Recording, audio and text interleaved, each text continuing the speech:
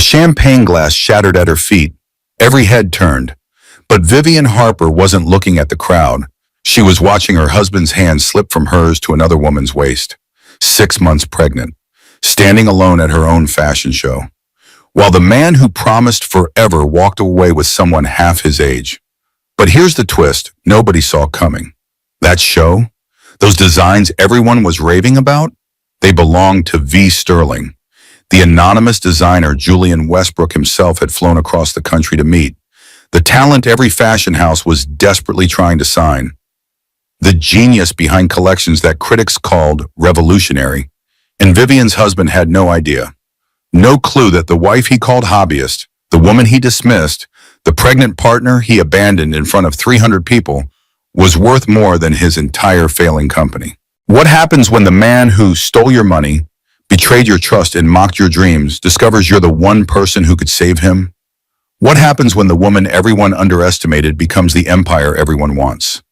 This is the story of a woman who lost everything in one night and discovered she'd been building everything all along. Stay with me for the next 2 hours, because this journey from shattered glass to unshakable power, it's just beginning. The champagne flute shattered against marble. Every head in the gallery turned. Vivian Harper stood frozen, 6 months pregnant, watching her husband's hand slip from hers to another woman's waist. The sound echoed through the Metropolitan Gallery like a gunshot. Crystal fragments scattered across white floor tiles, catching light from 1,000 carefully positioned spotlights. Someone gasped. A camera flashed. Vivian's reflection stared back at her from the champagne pool spreading near her feet, broken into pieces, just like everything else. "Grant," she said. Her voice came out steady. Her hands did not. He didn't turn, didn't acknowledge. His attention remained fixed on the woman beside him. Isla Bennett, 28 years old, 22,000 Instagram followers, wearing a dress that cost more than most people's monthly rent. The Metropolitan Gallery buzzed with Fashion Week energy. 300 guests moved through the space like schools of expensive fish. Critics in black, buyers in bold colors, influencers filming everything. The air smelled like money and ambition and French perfume. Vivian's designs hung throughout the 3-story space on invisible wires. Each piece seemed to float. A midnight blue gown that caught light like water. A jacket constructed from silk so fine it looked like mist. Pants that moved like liquid mercury. Every garment whispered luxury. Every seam told a story. The V. Sterling collection. 3 years of work. 3 years of secret late nights and hidden sketches and designs sewn in silence while her husband slept. 3 years of building something that was entirely hers. And Grant had arrived 40 minutes late. His text message had said traffic. His cologne said otherwise. Someone else's perfume clung to his jacket. Sweet. Floral. Not the scent Vivian wore. Never the scent Vivian wore. "You're here," she said when he finally approached. She pressed one hand to her rounded belly. The baby kicked. Hard. Like she knew something was wrong. "Barely," Grant replied. His eyes swept the room, already calculating exits and important people and whether this event was worth his time. "How long is this thing?" This thing, her breakthrough moment. The show that had critics calling her work hauntingly intimate. The collection that made Julian Westbrook himself send 3 assistants to secure a meeting. The night that was supposed to change everything. This thing. "Another hour," Vivian said. She smoothed the emerald silk of her dress. She'd designed it specifically for tonight. Cut to accentuate pregnancy, not hide it. To announce that a woman could be maternal and magnificent at the same time. Grant wasn't looking. Isla giggled at something on her phone. The sound carried. High. Performative. Designed to be noticed. The baby kicked again. Vivian pressed her hand there. Breathing. Counting. 1, 2, 3, 4, 5. She'd learned to count during design school. During brutal critiques when professors tore apart months of work in minutes. During presentations when her hands shook and her voice wavered and she thought she might break. Count backward from 10. Press thumbnail into palm. The pain kept tears locked inside. Old habits. The lights dimmed. Finally, the show was starting. The first model emerged from behind a silk curtain. She wore Vivian's opening piece, a coat that seemed to be made of shadow and starlight. The crowd murmured approval. Whispers became words, became scattered applause. Vivian's heart soared despite everything. Despite Grant checking his phone for the 7th time in 10 minutes. Despite Isla's running commentary about lighting and angles and which side was her good side. Despite the champagne pooling near her feet and the glass fragments catching light like tiny knives. Her designs moved like poetry, like dreams made solid, like everything she'd ever felt but couldn't say out loud. A woman near the front row wiped her eyes. A critic typed furiously on his phone. A buyer made a call right there in the gallery, speaking urgently in French. This was it. The moment that validated every sleepless night, every secret sketch, every time Grant called her hobby embarrassing, and she'd swallowed the hurt and kept sewing anyway. Then Julian Westbrook stood up. Julian Westbrook. The Julian Westbrook. The man who'd launched a dozen careers with a single contract. The kingmaker of fashion, 62 years old. Silver hair. $3,000 suits. A reputation for seeing talent before anyone else did. He walked to the center of the gallery. Every conversation stopped. Every phone camera turned toward him. "I need to meet V. Sterling," he announced. His voice carried without effort. Decades of commanding rooms. "Tonight, I'm prepared to offer an exclusive contract." Vivian's breath caught in her throat. Her lungs forgot how to work. The baby kicked once, twice, 3 times. This was it. Everything she'd worked for. Everything she'd dreamed. Grant's phone buzzed. Once, twice, 7 times in rapid succession. "I have to take this," he muttered. Vivian grabbed his sleeve. "Grant, please, just 5 more minutes." "This is important, Vivian." Important. His phone, not his wife's career-defining moment, not the offer that could change their lives. His phone. He pulled away, walked toward the exit. Isla followed without hesitation, their bodies angled together. A unit, a pair, leaving Vivian standing alone, 6 months pregnant, at her own show, while her husband laughed with another woman 12 feet away. The room's energy shifted. Vivian felt it like a physical thing. 300 people noticing, observing, judging, pitying glances exchanged. Whispered observations passed behind hands. Look at her, alone, pregnant, while her husband. Felicity Brooks materialized at Vivian's elbow. Best friend since college, art gallery owner, fierce loyalty wrapped in designer denim. "That absolute piece of," Felicity started. "Don't." Vivian's voice fractured, split down the middle like cheap fabric under stress. "Not here, please, not here." She pressed her thumbnail into her palm. Harder, harder, until the pain grounded her, until the tears stayed where they belonged, hidden, locked away, invisible. Julian Westbrook watched everything, his expression unreadable. Vivian had heard stories about him, how he noticed details, how nothing escaped his attention, how he evaluated people as carefully as he evaluated designs. He was evaluating her now. She felt his gaze like pressure. "Mrs. Morrison," Julian said, approaching with predatory grace. Each step measured, deliberate.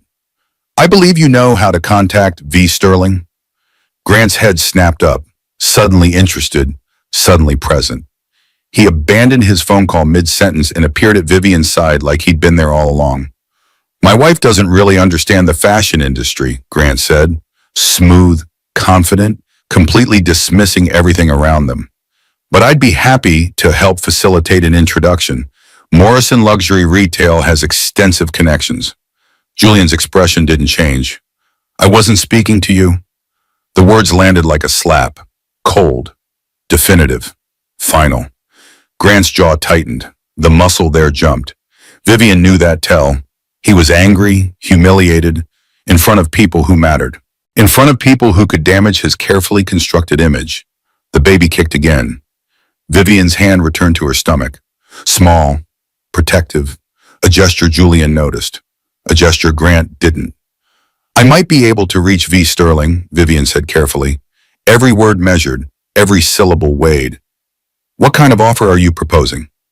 The kind that changes lives, Julian replied. The kind that recognizes true talent when most people are still sleeping. Isla's voice cut through, sharp, demanding, designed to reclaim attention. Grant, we need to talk, now. And he went, without hesitation, without apology, without a backward glance at his pregnant wife standing in her own triumph. He just went. Vivian watched him leave. The champagne pooled near her feet, the gallery lights reflected in the liquid.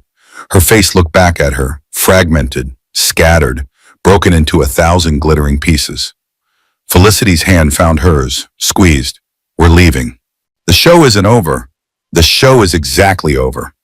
Julian Westbrook handed Vivian a card, heavy stock, embossed lettering, a phone number written in fountain pen. Call me tomorrow. We have much to discuss.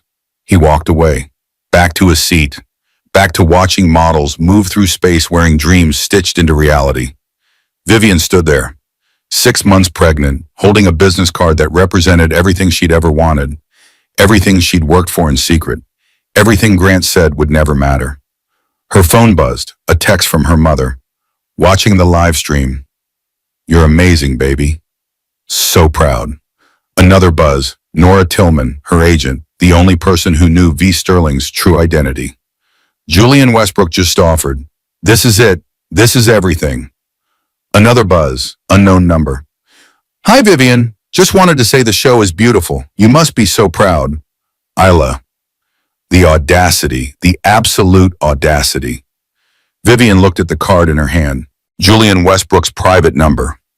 Then at her phone, messages of congratulation and condolence mixing together. Then at the champagne on the floor, her reflection staring back, broken but still there, still visible, still real. Let's go, Felicity said gently. Yes, Vivian replied. Let's go home. But as they walked toward the exit, past models and critics and buyers, past her designs floating in space like captured dreams, Vivian wondered if she had a home to go back to, or if she'd been standing alone in an empty house for longer than she wanted to admit. Rain hammered the windows, 3 a.m. Vivian sat on her studio floor surrounded by sketches. Her phone lay face down. Grant's texts unread, 17 of them. She'd seen the notifications, she hadn't opened them. The studio smelled like lavender and silk, her sanctuary, the only room in their penthouse that felt like hers. 20 feet by 15, north-facing windows. Industrial sewing machines older than her marriage. Fabric bolts stacked floor to ceiling. A cutting table made from reclaimed barnwood. Mannequins wearing half-finished dreams. Her hands moved automatically, stitching a hem on midnight blue organza. The needle pierced fabric in rhythm. In, out, pull. The repetitive motion soothed nothing. The signs had been there. God, the signs had been everywhere. 6 months ago, Grant coming home late with weak excuses, client dinners that ran long, traffic that never seemed to clear, shirts that smelled wrong. Not bad, just wrong, different. You spend too much time sewing, Vivian. 4 months ago, Grant missing their anniversary dinner, flowers delivered instead, expensive roses that meant nothing, a card signed by his assistant. Can't you find a real hobby? 2 months ago, the way he'd looked at her designs spread across the dining table. Not with interest, with irritation. Like they were taking up space meant for something more important. This V. Sterling thing is getting embarrassing. When are you admitting it's you? 1 month ago, nothing, just silence. He'd stopped asking questions, stopped caring about answers, stopped pretending interest in her life. The baby kicked. Vivian pressed her hand there, felt a small push against her palm. Real, present, dependent. Her phone lit up. Felicity calling. Again, 4th time tonight, Vivian answered. I'm fine. Liar, I'm outside your building. It's 3 a.m. Then buzz me up before I wake your neighbors by throwing rocks at windows. Despite everything, Vivian almost smiled. Almost. 5 minutes later, Felicity entered like a storm. Wet hair plastered to her face. Fierce eyes, carrying Chinese takeout and wine. Before you say anything, Felicity announced, the wine's for me. I brought you ginger tea. They sat on the floor. Vivian hadn't cried yet, couldn't. The tears felt stuck somewhere behind her ribs, lodged there, refusing to move. He left with her, Vivian finally said. The words came out flat, emotionless, like stating facts about weather. At my show, he actually left with her. I know, honey. Everyone knows. That hurt worse. The public humiliation, the pitying stares, 300 people watching her stand alone, watching her husband choose someone else, watching her face try to pretend everything was fine while her world collapsed in champagne-soaked fragments. How long? Felicity asked gently. She set down her wine, gave Vivian her full attention. I don't know. Months? Maybe longer? I've been checking his phone 3 times a night. Lock, unlock, lock, unlock, lock. Telling myself I'm crazy, that I'm paranoid because of pregnancy hormones. The confession came out rushed, tumbling over itself. All the nights she'd waited until Grant was asleep. All the times she'd grabbed his phone with shaking hands. All the passwords she'd memorized. All the messages she'd read that made her stomach turn. You're not crazy, Felicity said firmly. Then why didn't I leave? The question hung there, heavy, unanswerable. Felicity picked up her wine, set it down, picked it up again. Because you're 6 months pregnant, because you built a life together, because leaving isn't simple when you still remember loving someone. Vivian stared at her hands. Needle marks dotted her fingers. Years of sewing, years of pricking herself on pins and needles and sharp edges. Sometimes she wondered if she bled silk. Does he know? Felicity gestured to the designs on the wall. About V. Sterling?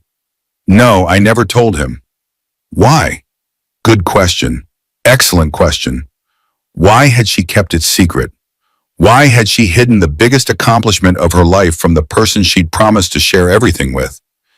Because he would have made it about him, Vivian said slowly, working through the truth as she spoke it. His connections, his advice, his validation. It needed to be mine. And now Julian Westbrook wants you. Wants V. Sterling, not me. You are V. Sterling.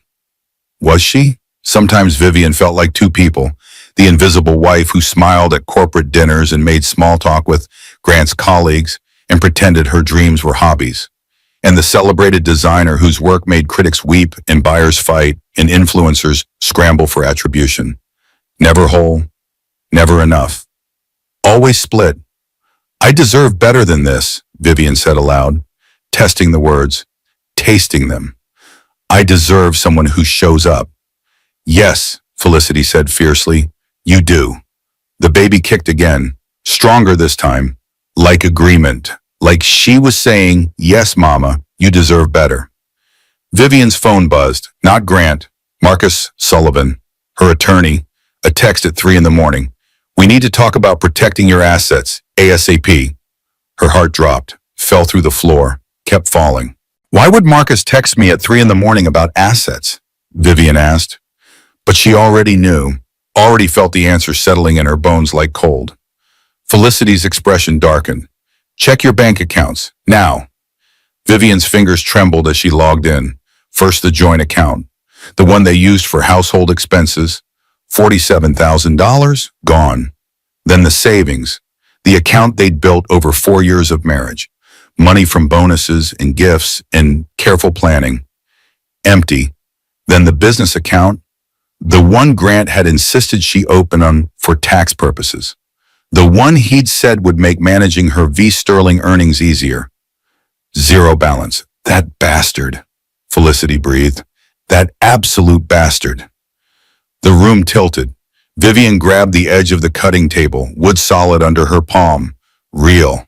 Anchoring. How much? Felicity asked. All of it. Everything. Her phone buzzed again. Unknown number. A text message appeared. Hi, Vivian, it's Isla. We should talk, woman to woman. I think you deserve to know the truth. The truth, as if Vivian didn't already know she'd been betrayed. As if discovering empty bank accounts wasn't truth enough. Vivian stood, her legs shook. She walked to the window, pressed her forehead against cool glass. Rain streaked down.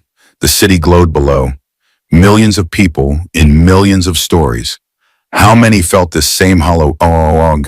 How many stood at 3 in the morning, wondering how their lives had become unrecognizable? She breathed, in through the nose, out through the mouth. The baby settled, like she sensed her mother trying to find calm in chaos. I need to finish the collection, Vivian said quietly. The spring line, it's due in 6 weeks. Vivian? I need to work, Felicity. If I stop moving, I'll fall apart. She understood the look on Felicity's face, the concern, the worry, but work was the only thing that made sense, the only thing she could control. Needle, thread, fabric, pattern. These things behaved predictably. Cut here, sew there, press seams flat, follow the rules and beauty emerged. Unlike marriage, unlike trust, unlike everything else that was supposed to work but didn't. Vivian moved back to the sewing machine, sat down, picked up the organza, found her place in the hem. Felicity watched for a moment, then she pulled out her phone. It's my gallery manager, she said. Her expression changed, confused, then incredulous. Someone's asking about buying every piece from tonight's show, all 47 pieces. Vivian's hands stilled. Who? He wouldn't say, just left a business card. Felicity read from her screen. Morrison Luxury Retail Group. Attention Grant Morrison, CEO. The laughter came sharp and bitter. It tore out of Vivian's throat like broken glass. Grant wanted to buy V. Sterling's work. The same work he'd called his wife's embarrassing hobby. The same designs he'd dismissed and diminished and mocked. He doesn't know, Vivian said. The certainty settled over her. Cold. Clear. He actually doesn't know. Grant Morrison, her husband, the father of her child, the man who'd shared her bed for 4 years. He had no idea his wife was V. Sterling. No idea the woman he belittled was the designer he desperately wanted to meet. No idea he'd been sleeping next to genius while telling her she was wasting her time. What are you going to do? Felicity asked. Vivian looked at the designs on her walls, the sketches pinned to corkboards, the fabric samples organized by color and weight and texture. Years of work, years of secret creation, years of building an empire in shadows. I'm going to finish this collection, she said, and then I'm going to call Marcus, and then I'm going to destroy him. Morning arrived without sleep. Vivian sat at the kitchen island, granite cold under her palms, Grant's laptop open before her. He'd left it. Of course he had, too busy following Isla to remember his computer, too distracted by his mistress to secure his secrets. The password was their anniversary. He hadn't even changed it. Felicity made coffee, strong, black, exactly what Vivian couldn't drink while pregnant. The smell filled the kitchen, bitter, comforting, normal in a world that had stopped making sense. This feels illegal, Vivian said. Her fingers hovered over the keys. It's your husband's computer in your shared home. You're fine. Legally fine, morally fine.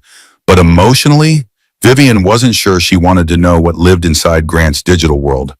Wasn't sure she could unknow what she found. The baby kicked. Decided for her. She opened his email. The first message dated back 14 months. Before the pregnancy announcement.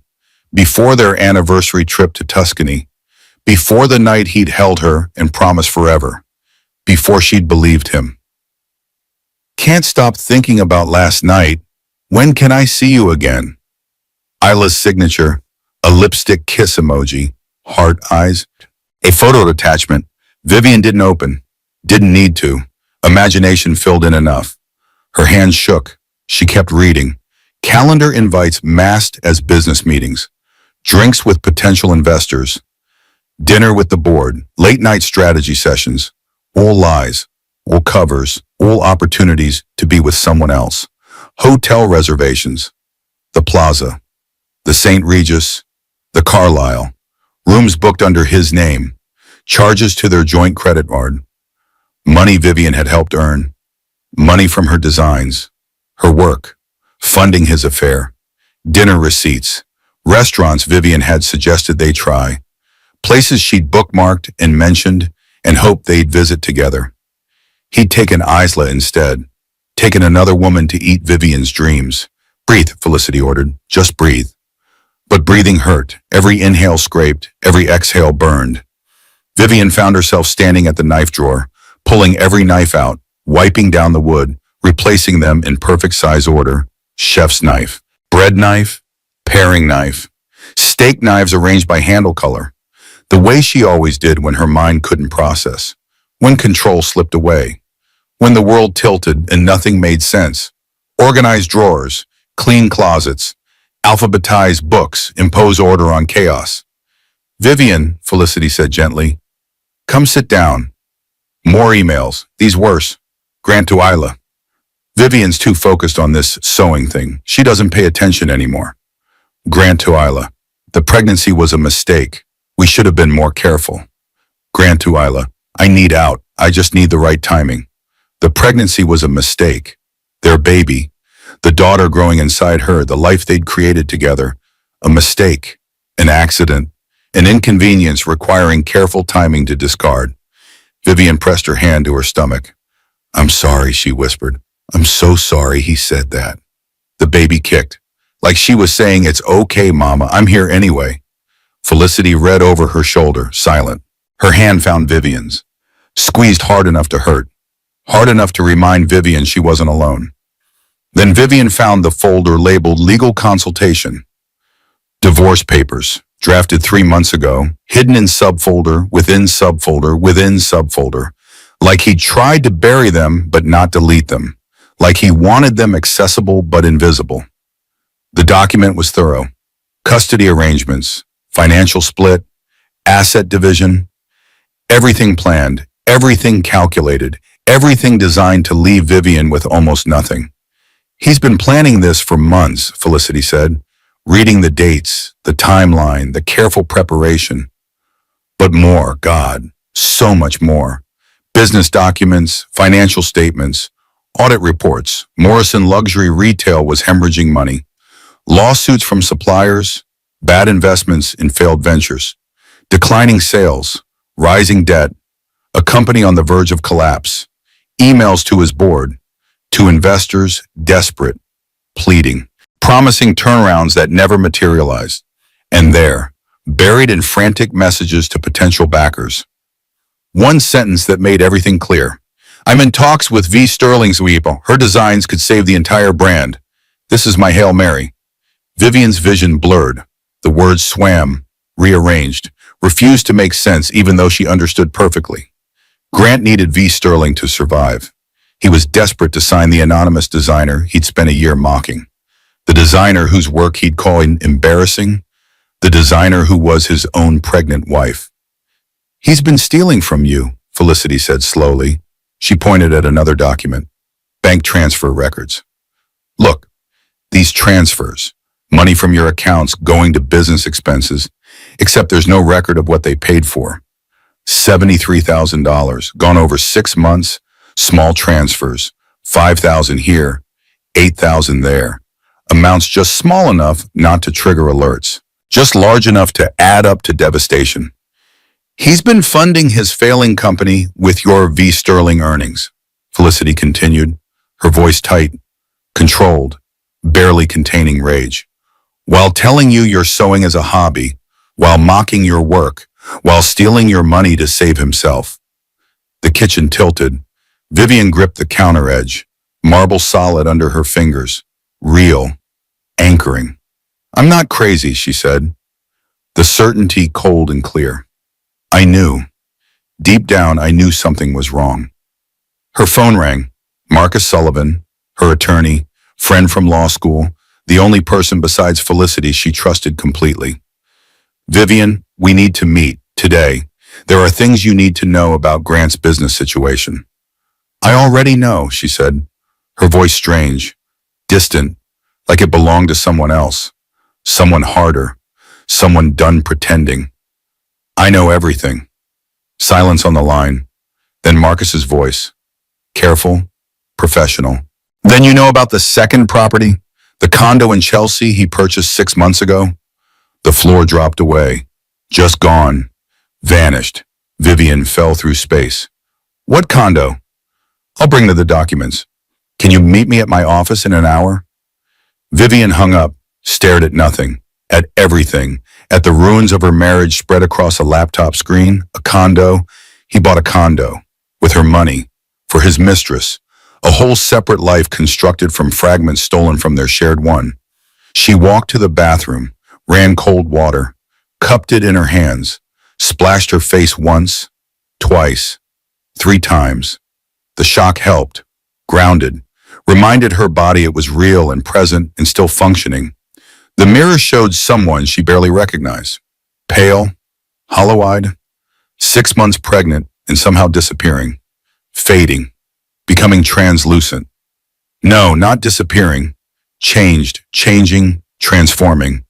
She pressed her palms flat against the marble counter, felt the cool, solid reality of stone, felt her baby move inside, felt her own heart beating, still alive, still here, still fighting. "I'm still here," she whispered to her reflection. "I'm still here." The front door opened. Grant's voice echoed through the penthouse. "Vivian, you home?" He sounded different, careful, like he knew something had shifted, like he sensed danger but couldn't identify the source. Felicity appeared in the bathroom doorway, eyes wide, mouthing, "Should I leave?" Vivian straightened, smoothed her dress, breathed. "No, stay." Time to face him, time to look her husband in the eye and watch him lie. Time to begin the ending. Grant stood in the kitchen, suit perfect, hairstyled with product that cost more than groceries. Looking like every betrayal hadn't happened. Like last night's abandonment was nothing. A misunderstanding. An overreaction. "You look tired," he said. The audacity. The sheer audacity. "I didn't sleep." "Right, well, about last night," he reached for the coffee Felicity had made, poured himself a cup like this was a normal morning. Like his pregnant wife hadn't spent the night discovering his secret life. "You left," Vivian said. She kept her voice level, steady, each word measured. "You left me at my show, pregnant, alone." "It wasn't like that," he added cream. 2 sugars, the routine so familiar it hurt. "Isla had an emergency." "What kind of emergency?" "Personal stuff. You wouldn't understand." Something inside Vivian cracked. Not broke. Cracked, like ice under pressure, like glass stressed past its limit. A fracture line appeared, spread, deepened. "Try me."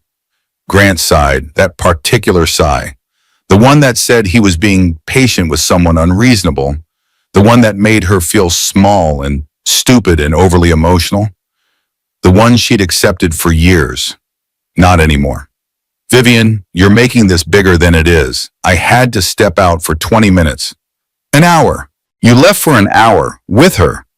With Isla. Her name is Isla. She's a friend." "Friends don't text their friends 47 times a day." Grant's expression shifted, calculating, assessing. "Have you been checking my phone? Have you been sleeping with her?" Silence. So loud it screamed. The kitchen held its breath. The refrigerator hummed. Outside, the city woke up. Horns honked. Sirens wailed. Life continued while theirs imploded. Felicity stood in the doorway, arms crossed, witness to this unraveling. Guardian. Support. Ready to intervene if needed. "I think you should leave," Felicity said to Grant, her voice cold. Final. "This is my home." "Actually," Vivian interrupted, "according to the deed, it's in both our names, 50-50. Interesting how you forgot that when you started draining our accounts." Now Grant's face changed, the mask slipping, confusion becoming calculation, becoming defensive anger. "What are you talking about? No, $47,000. Gone from our joint account." "Where is it, Grant?" "Business expenses." "Try again." "I don't have to explain my finances, our finances, to you in front of her." He jabbed a finger toward Felicity, dismissive, diminishing. The same gesture he'd used 1,000 times to make Vivian feel unreasonable for asking questions. "You're right," Vivian said. "You don't have to explain, because I already know about the Chelsea condo, about the divorce papers you drafted 3 months ago, about how your company is failing, about the $73,000 you stole from my accounts to keep Morrison Luxury Retail from collapsing." Grant went pale, actually pale, color draining from his face like water down a sink. Vivian found herself touching her wedding ring, spinning it around her finger. Once, twice, a nervous habit she'd developed years ago. When had she started doing that? When had this symbol become something she worried instead of wore? You went through my computer, Grant said. Accusation, not admission. Attack, not apology. I live here, it's in our shared space. With the password I know, the password that's our anniversary, the anniversary you forgot last year. That's a violation of privacy. Oh, we're talking about violations now? Vivian's voice rose, cracked. Years of swallowing hurt spilled out. Let's talk about the $73,000 you stole from my accounts. The V sterling earnings you told me to keep separate for tax purposes. The money you've been funneling into your failing company while calling my work a hobby. The baby kicked hard. Vivian pressed her hand to her stomach. Protective, grounding, reminding herself what mattered. Who mattered? Grant's jaw worked, muscle jumping. I borrowed it for the business. I was going to pay you back. With what money? Your company's bankrupt. It's not bankrupt, it's restructuring. You're drowning, and you thought signing V sterling would save you. You thought the anonymous designer you've been desperately trying to find would rescue Morrison Luxury Retail from the grave you dug. Grant's phone rang. Julian Westbrook's name flashed on screen. Even from across the kitchen, Vivian could see it. Could see Grant's expression shift from defensive to hopeful. He answered immediately, put it on speaker, without asking, without considering. Julian, yes, I got your message. I'm absolutely interested in representing V sterling. Morrison Luxury Retail would be the perfect... I'm not calling about that. Julian's voice came through cold and professional. Cutting, final. I'm calling to inform you that after last night's display, I've decided to pull all Morrison Luxury Retail products from Westbrook department stores, effective immediately. The color drained from Grant's face. Again, faster this time. Julian, wait, let's discuss this. We're done, Grant. I don't do business with men who humiliate their pregnant wives in public. Bad for the brand image. Bad for my reputation. I have standards. The line went dead. Grant stared at his phone. The room held its breath. Time suspended. Everything balanced on this moment. This crack. This break. That was $4 million in annual revenue, Grant said quietly, speaking to himself. To the ruins. $4 million. You should have thought about that before leaving your wife at a fashion show, Felicity said pleasantly, like she was commenting on weather, like she wasn't watching a man's empire crumble. Grant's eyes blazed. He turned on Vivian. This is your fault. If you just told me you were V sterling, then what? You would have used me sooner? Stolen from me more efficiently? Lied more convincingly? I would have supported you. You called it an embarrassing hobby. Because you were obsessed. Because you ignored me. Because you cared more about sewing than your marriage. The argument fractured, splintered, became pieces of different fights layered on top of each other. Years of resentment, years of small cuts, years of words swallowed and hurts hidden and truths avoided. Grant's phone rang again, and again, and again. Investors, board members, people who'd seen last night's humiliation. People who'd watched it spread across social media. People calculating whether Grant Morrison was worth keeping or worth cutting. 22,000 people had posted about it. The hashtag fashion show, shame trending, videos from every angle, photos capturing Vivian's face, articles dissecting the moment, comments speculating about their marriage, their life, their private pain made public entertainment. Grant grabbed his phone, his keys, his jacket. I need to handle this. Of course you do, Vivian. Vivian said, you always need to handle something more important than me. He left. No apology, no explanation, no acknowledgement of the destruction scattered around them. Just left. The door slammed. The sound echoed. Vivian stood into the wreckage of their kitchen, the coffee cold in his abandoned cup, the morning light harsh through floor-to-ceiling windows, the city sprawling below, indifferent, uncaring, moving forward while she tried to figure out how to breathe. Are you okay? Felicity asked. No. Honest, raw, but I will be. Her phone buzzed, a text from Asla, the audacity continuing, compounding. He doesn't love you, he never did. Stop trying to fix something that was always broken. The message came with a photo, Grant and Isla, in bed, tangled sheets, morning light, timestamp 20 minutes ago. While he was supposed to be handling business, while he just left his pregnant wife, while he pretended crisis required his immediate attention.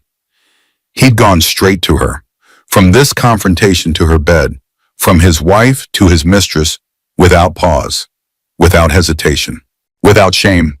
Vivian stared at the photo, at the proof, at the evidence that couldn't be explained away or dismissed or minimized. Forward that to Marcus, Felicity said, and to me, and save it. We'll need it. Vivian forwarded the photo, then she blocked Isla's number. Then she sat down at the kitchen island because her legs wouldn't hold her anymore. The baby kicked. Vivian pressed both hands to her stomach. I'm sorry, she whispered. I'm so sorry you're coming into this mess. But even as she said it, Vivian felt something shift. The crack widened, the fracture deepened, and through the break, something new emerged. Not healing, not yet, but anger. Clean, clear, righteous. She'd spent years making herself small, years accepting less, years believing Grant's version of reality over her own perceptions. No more. She pulled out her phone, called Marcus Sullivan. I need to see you today, and I need you to file for divorce, immediately. Marcus Sullivan's office occupied the 42nd floor of a glass tower in Midtown. Floor-to-ceiling windows overlooked Central Park, leather furniture, law books lining mahogany shelves, the scent of expensive coffee and old money and power carefully cultivated. Marcus sat across from Vivian, Felicity beside her. He'd aged well, 52 years old, silver at his temples, kind eyes, quiet strength that came from 25 years of practicing family law, 25 years of watching marriages dissolve and people transform and lives rebuild. I've known about Isla for 3 months, Marcus said without preamble. No small talk, no gentle approach, just truth. I hired a private investigator. Vivian's breath caught. Why? Because Grant asked me to review business contracts where his personal and company finances were blurred. I saw transfers, red flags. I couldn't represent him and protect you simultaneously. So I chose you. He slid a folder across the desk, heavy, thick. Years of secrets contained in manila and paper. Vivian opened it. Photos, Grant and Isla at restaurants, Grant and Isla leaving hotels, Grant and Isla in his car, in her apartment, at the Chelsea condo, dozens of images, hundreds of moments, a relationship documented in brutal detail, bank statements, transfers from accounts Vivian shared with Grant into accounts she'd never seen, money moving, disappearing, reappearing in places designed to stay hidden, hotel receipts, jewelry purchases, dinner bills, flowers sent, gifts bought, all charged to cards linked to their joint finances, all funded by money Vivian had earned, money from V. Sterling, money from work Grant dismissed while spending its proceeds on another woman. The Chelsea condo is in an LLC name, Marcus explained. He pulled out another document, highlighted sections marking the trail. But I traced the payments. Your V. Sterling earnings funded it. Grant's been systematically draining your separate accounts, the ones he insisted you keep for tax purposes. How much total? Marcus met her eyes. No evasion, no softening. $217,000 over 18 months. The number hit like physics. Weight, mass, gravity, pulling her under. Vivian's vision darkened at the edges. The room tilted. Felicity's hand found hers. Squeezed, anchoring. $217,000. Years of work. Years of late nights and careful stitching and designs that bled her dry and filled her up. Gone. Stolen. Spent on a woman who texted her husband 47 times a day. Felicity swore quietly, creatively. String of words that would have made sailors blush. I want to bury him, Vivian said, her voice cold, clear, each word sharp as broken glass. Legally, financially, publicly, I want him destroyed. Marcus nodded. We can, but there's more you need to know. Of course there was more. There was always more. Betrayal had layers. Hurt came in waves. Just when you thought you'd seen the worst, another depth revealed itself. Grant's company owes $3.2 million in debts. If you stay married and he declares bankruptcy, creditors can come after marital assets, including your half of the penthouse, your studio, your V. Sterling intellectual property. Everything. They could take everything. All her work, all her dreams, all these securities she'd built could vanish because she'd married a man who stole and lied and failed. What do I do? File first, today. Emergency motions to freeze accounts, protect assets, establish custody arrangements before he does. We hit him hard and fast before he knows what's happening. Vivian's hands moved to her stomach, the way they always did now when overwhelmed.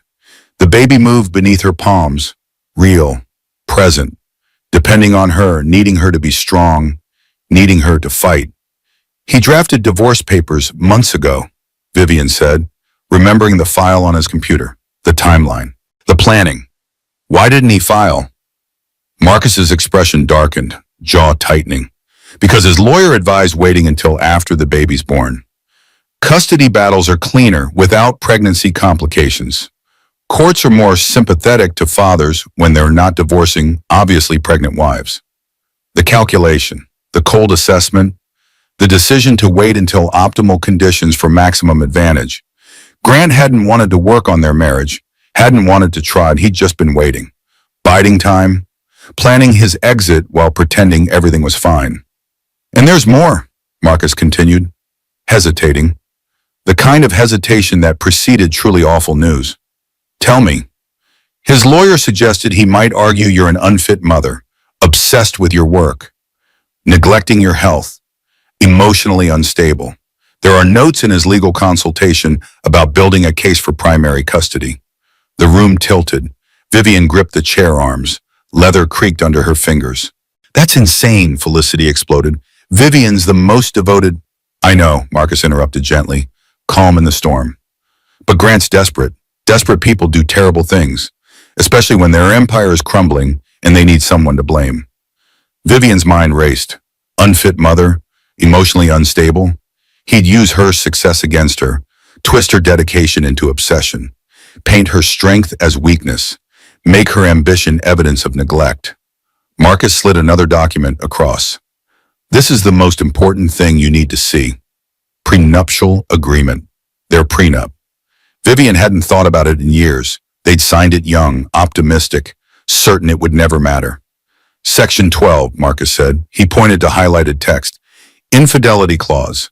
If either party commits adultery, they forfeit all claims to the other's separate property and business assets.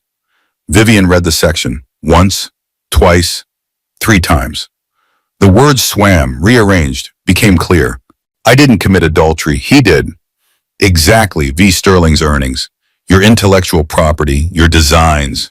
They're all yours. Separate property established before marriage. If we prove his affair, he gets nothing from your design work. Not one penny, not one stitch, not one future dollar. The power shifted, tilted. Vivian felt it like vertigo. For 18 months she'd been losing. Losing money, losing security, losing respect, losing herself. Now she could win. But, Marcus continued, we need proof he knew you were V. Sterling and still tried to sign you behind your back. That becomes fraud, breach of fiduciary duty, adds weight to our case, makes him look even worse. He doesn't know I'm V. Sterling yet, but he's trying desperately to find out. We can use that. Set a trap. Let him expose himself. The hardest part is admitting I knew, Vivian said quietly, speaking truth she'd been avoiding.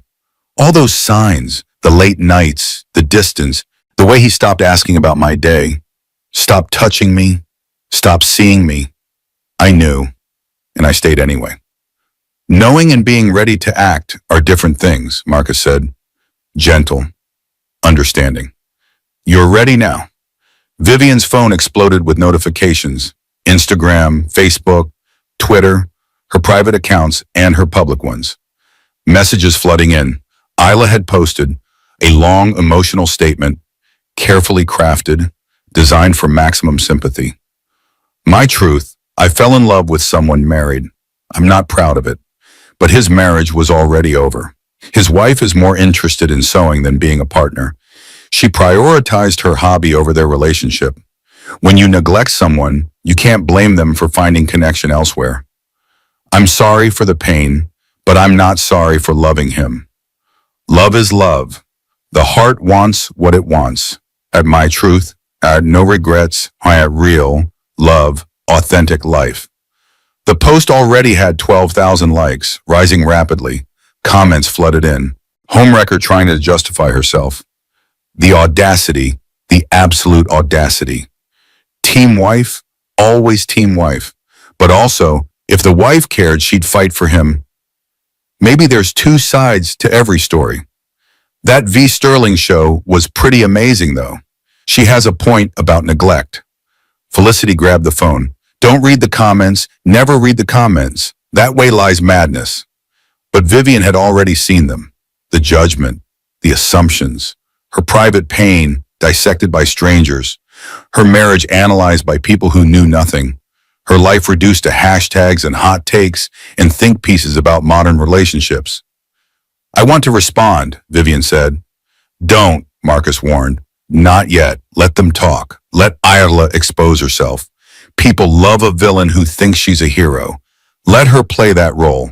We'll respond when we're ready, when we can do maximum damage with maximum precision. Vivian wanted to argue, wanted to defend herself, wanted to explain that she wasn't the villain in this story. But Marcus was right. Silence was power. Patience was strategy. Responding now would make her look reactive, defensive, guilty. Marcus ordered lunch. No one ate. The food sat untouched while they planned.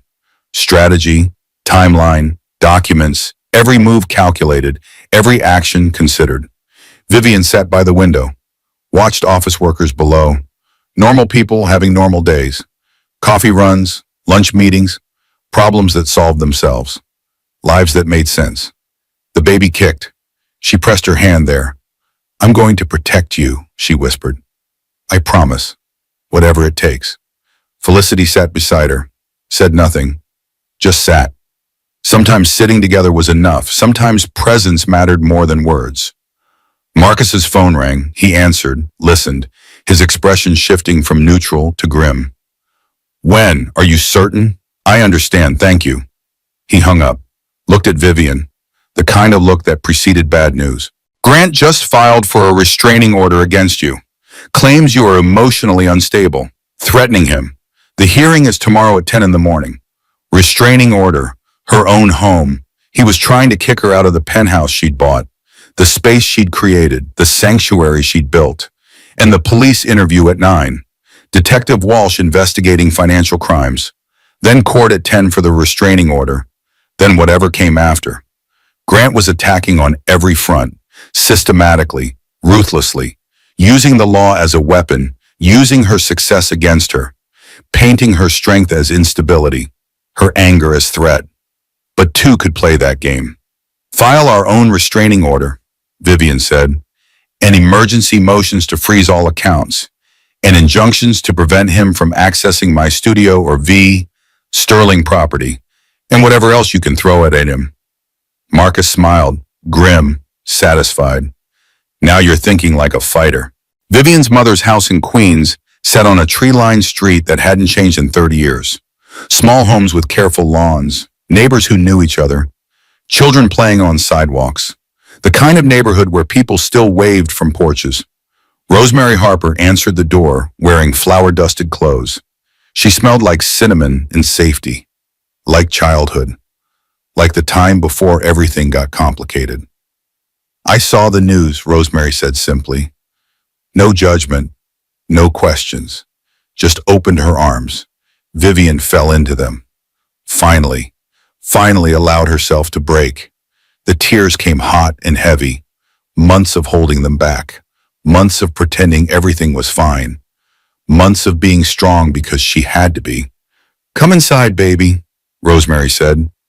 She pulled Vivian into the house, into warmth, into the one place that had always felt safe.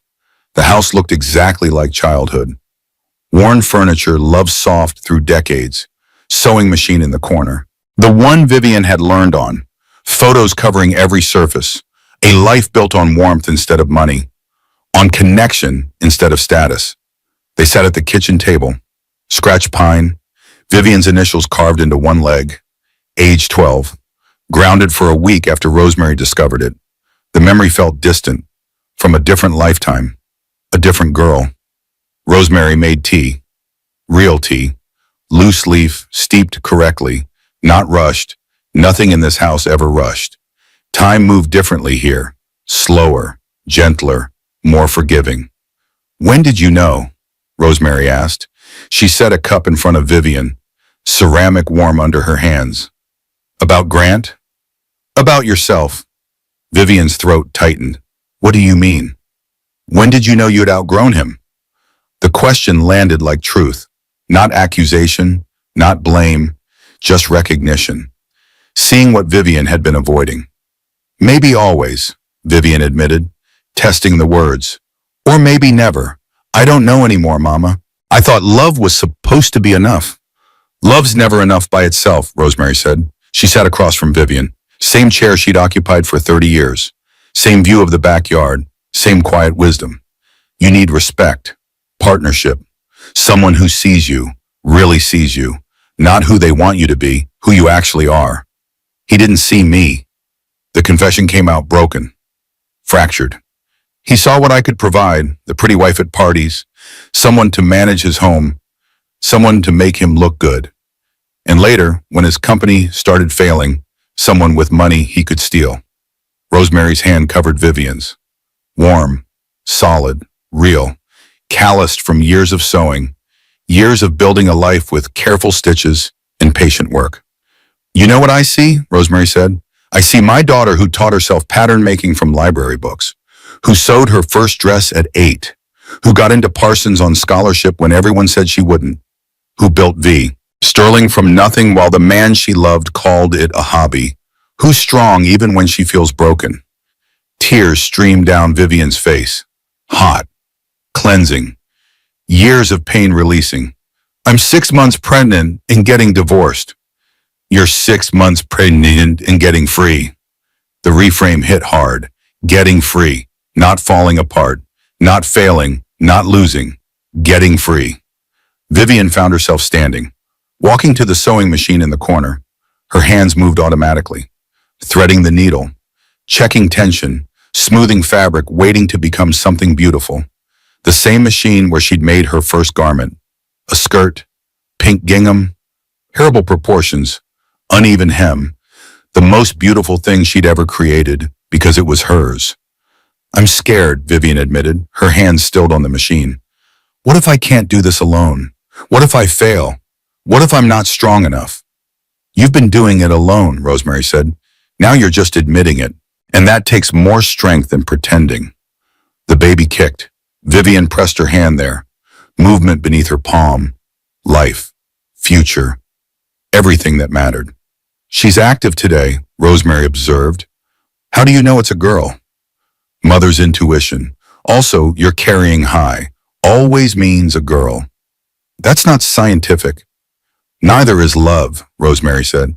Still exists, still matters, still changes everything.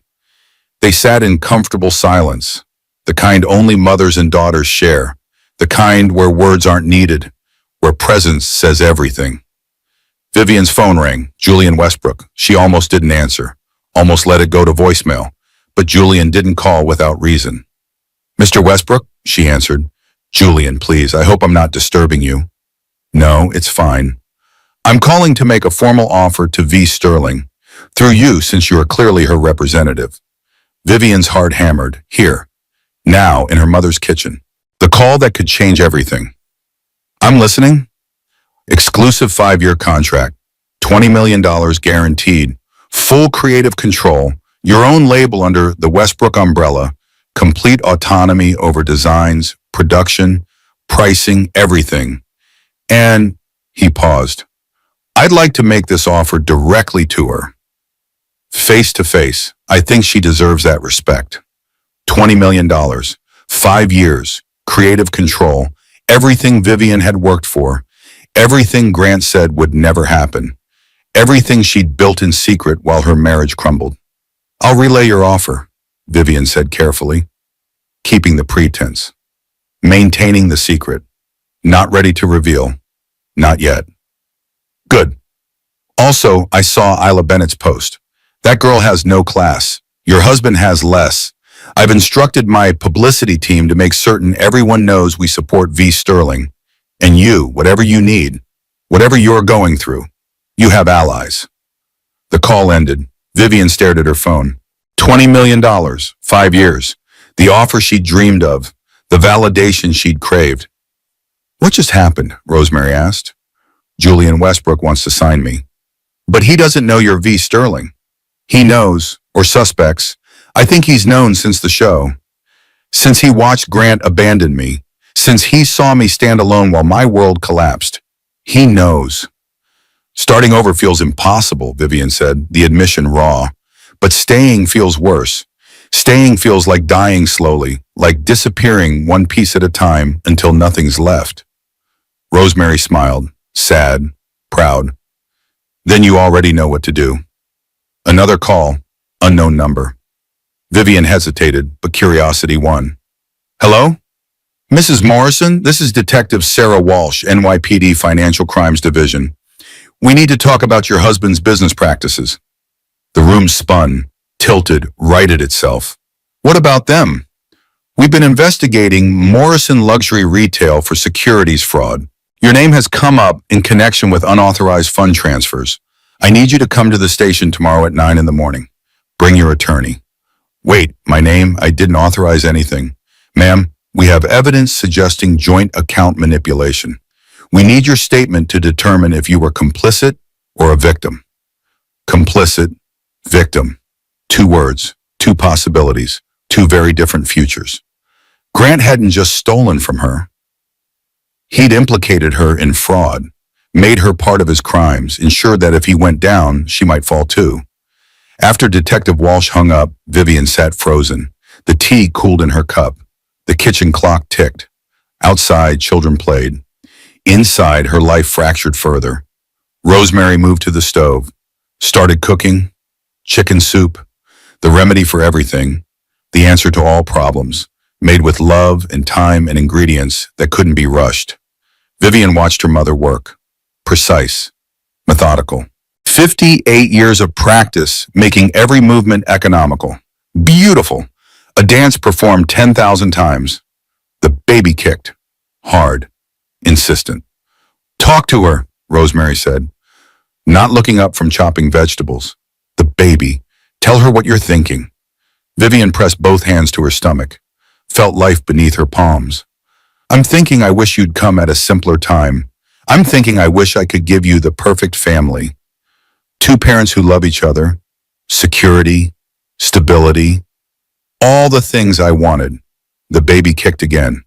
But I'm also thinking you're going to be okay, because I'm going to make sure you're okay. Even if I have to burn down everything we built to protect you, even if I have to start over from nothing, even if I have to be strong enough for both of us. The baby kicked. Agreement maybe.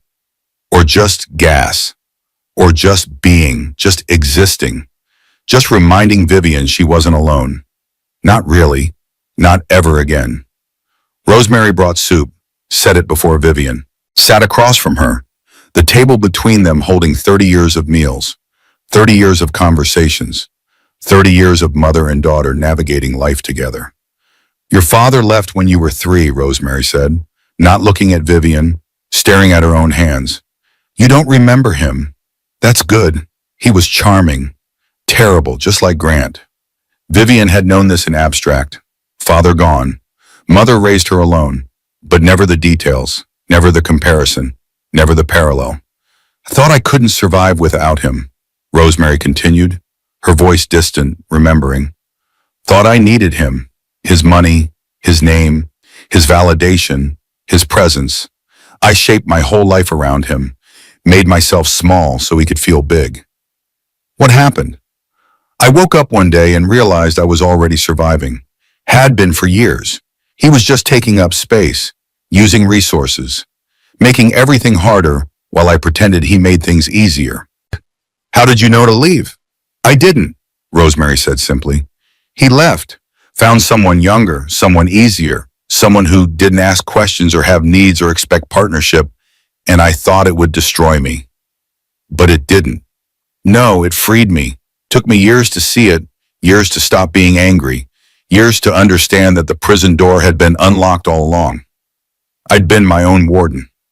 Vivian absorbed this, the generational pattern, the repeated story, the cycle she'd unknowingly continued. Her phone buzzed, text from Marcus. Emergency. Grant filed restraining order against you. Claims you're emotionally unstable, threatening him. Hearing tomorrow at 10 in the morning. Restraining order. Her own home. He was trying to kick her out, trying to paint her as unstable, trying to use the law as a weapon. And the police interview at 9, then court at 10, then whatever came after. Grant was attacking on every front, systematically, legally. Destroying her reputation while protecting himself. Vivian stood, walked to the bathroom, locked the door, slid down to sit on cold tile. This was it, the darkest moment. The place where she either broke or transformed, where she either surrendered or fought, where she chose who she'd become. Her reflection in the mirror, pale, scared, alone, pregnant, abandoned, threatened, but also still here, still breathing, still fighting. You're not broken, she told herself, firm, clear. You're breaking free. 9 in the morning, NYPD Financial Crimes Division, gray walls, fluorescent lights, the smell of burnt coffee and old paperwork and lives being investigated. Marcus sat beside Vivian, briefcase open, documents organized, professional armor in place. Detective Sarah Walsh sat across from them. 45 years old, 20 years on the force, sharp eyes that missed nothing. Mrs. Morrison, do you recognize these transfers? Detective Walsh slid documents across the metal table. Account numbers, dates, amounts, signatures. Vivian studied them, her accounts, her money, but signatures she'd never made. That's not my signature. Are you certain? I'm certain. Vivian pulled out her own documents, the ones Marcus had prepared. I write with my left hand. These signatures are right-handed. The slant's different, the pressure points, everything. Marcus intervened smoothly. Professional. My client is certain. We'll need those examined by a forensic handwriting expert, but you'll find they're forgeries. Detective Walsh studied Vivian, assessing, calculating. Your husband claims you authorized these transfers, that you were an equal partner in business decisions regarding Morrison Luxury Retail. I wasn't. I didn't even know about most of these accounts until yesterday. But you benefited from them. Benefited how? The penthouse, the lifestyle, the cars, all purchased with commingled funds. I purchased the penthouse before we married, with my own down payment. My V sterling earnings maintained it. Detective Walsh's eyebrow raised, interest sharpening. V sterling, the anonymous designer. And there it was, the moment of exposure, the secret becoming public. One more piece of control slipping away. My client is a fashion designer, Marcus said carefully, each word measured. Her work is sold under a professional pseudonym for privacy reasons. V sterling, Detective Walsh repeated. She leaned back, reevaluating. The designer everyone's trying to sign, that's you? Vivian nodded, no point denying. The truth was coming out anyway. Better to control the narrative. Better to own it. Does your husband know? No. Why not? The question's simple. The answer complex. Years of reasons. Layers of hurt. Patterns established and reinforced and accepted until they felt normal. Because he made me small, Vivian said. The truth raw, unfiltered. Every dream I mentioned, he diminished. Every success, he found a way to credit someone else. Every accomplishment, he minimized. My work needed to be mine. Only mine. Protected from him. Detective Walsh tapped her pen, thinking, processing, forming conclusions. Here's what I see, Mrs. Morrison. I see a woman who built a fortune in secret while her husband's company collapsed. I see transfers from her accounts to his failing business. And I see a wife who claims ignorance. It's convenient. Because I am ignorant of the transfers, or very smart, very calculated, very good at covering tracks. The accusation hung there. Ugly, insulting, transforming victim into suspect, making her success evidence of deception. Marcus's voice went cold. Professional ice. Detective, my client has been cooperative. She's provided documentation. If you're suggesting she's a suspect rather than a victim, we're done here. Any further questioning happens through lawyers with immunity agreements in place. I'm suggesting it's suspicious, Detective Walsh said. The timing, the amounts, the secrecy. It looks orchestrated. Vivian's phone buzzed and a text from Nora. Page 6 just published. Grant's giving interviews. She opened the link. Read the headline. Fashion CEO claims wife is V. Sterling demands marital property rights. The article detailed Grant's interview. His version of events, his narrative, his lies. My wife has been hiding her success from me for years, Grant claimed. Living a double life. V. Sterling's earnings belong to our marriage. We built this together. I supported her through everything.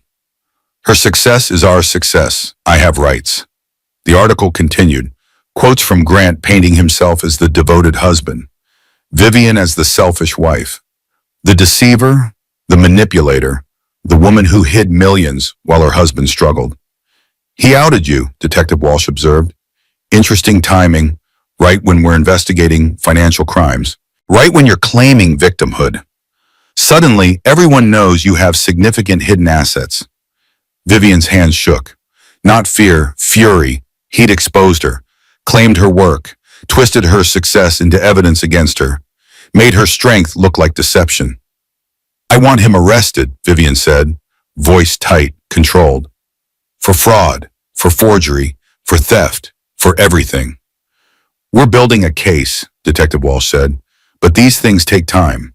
Right now, it's your word against his. He has expensive lawyers making expensive arguments. Then let me give you more than words. Vivian pulled out her laptop, the one Marcus had instructed her to bring. She opened files, years of documentation, years of proof.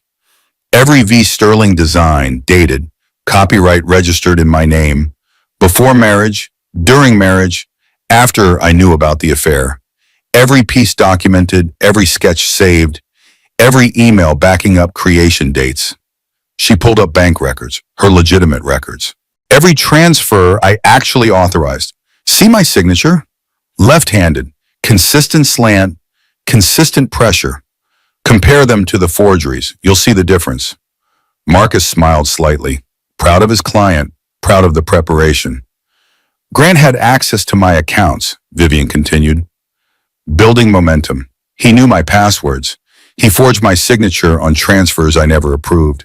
And I can prove when I was out of town. Fashion weeks, design conference, times I couldn't possibly have gone to a bank in person. She showed emails, calendar invites, plane tickets, hotel reservations, a timeline proving her absence during suspicious transfers. Detective Walsh's expression shifted. Interest becoming respect, suspicion becoming understanding. Mrs. Morrison, would you be willing to testify against your husband? Yes. Even knowing he'll retaliate? He's already retaliating. What more can he do? Everything, as it turned out. Everything and more. Marcus checked his watch. We need to go. Restraining order hearing in 20 minutes. They rushed to family court. Different building, different judge. Same war, different battlefield. Grant sat with a new lawyer. Couldn't be more than 30. Aggressive, expensive suit. The kind of attorney desperate clients hire when they need to win at any cost. The hearing started. Judge Martha Brennan presiding, 60 years old, 20 years on the bench, seen everything twice, patience worn thin by years of watching people destroy each other.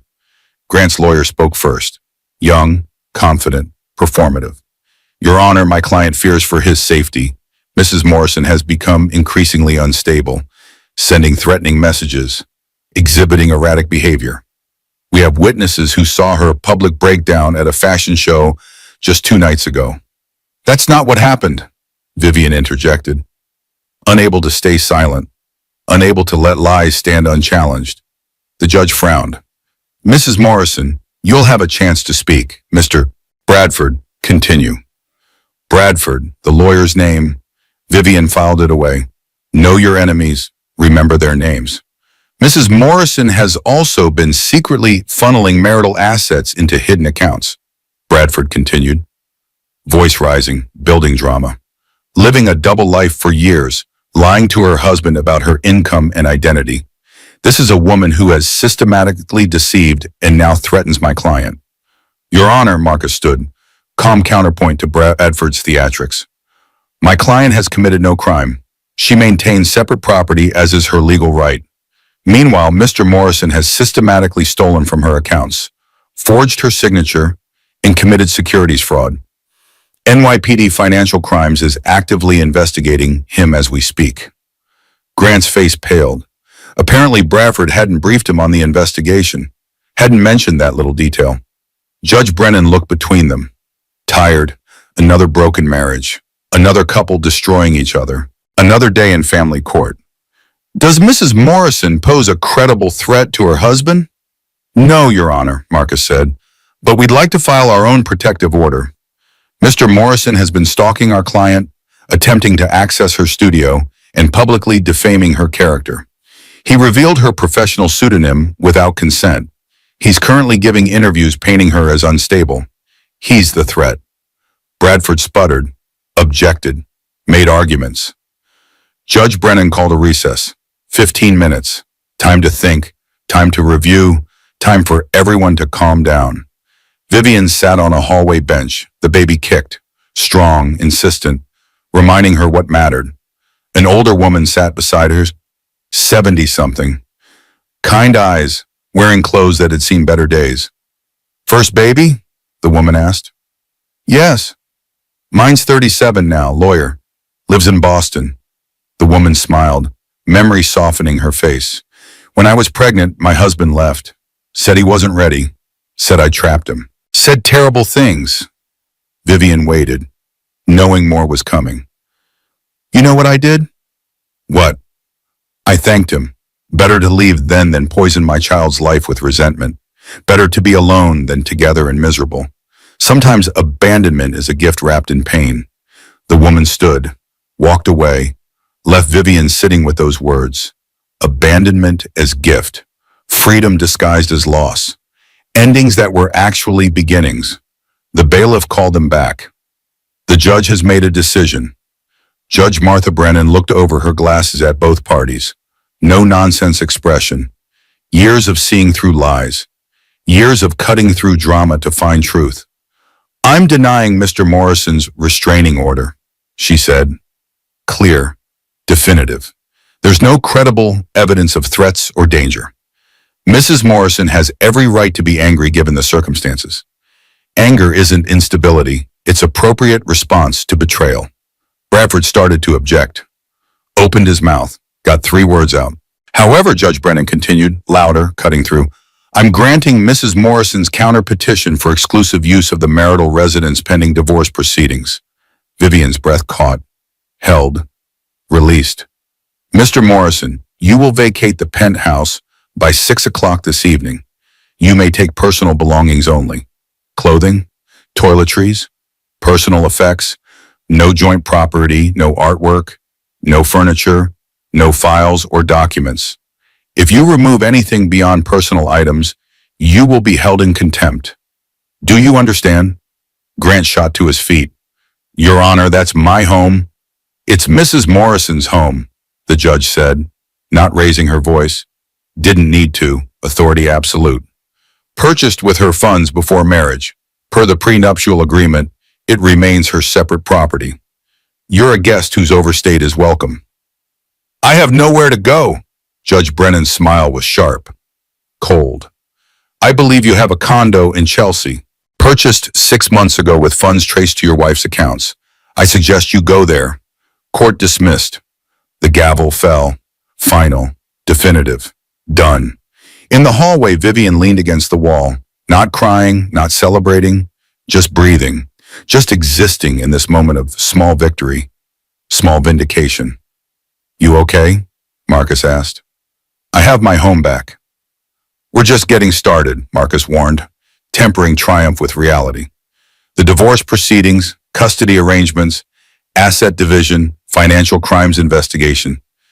This'll take months, maybe a year, maybe longer. I know. And Grant knows you're V. Sterling now. Everyone knows. He'll come at you harder, more publicly, more viciously. I know that too. Marcus handed her a mint, small gesture, kind. You're doing that thing again, pressing your thumbnail into your palm.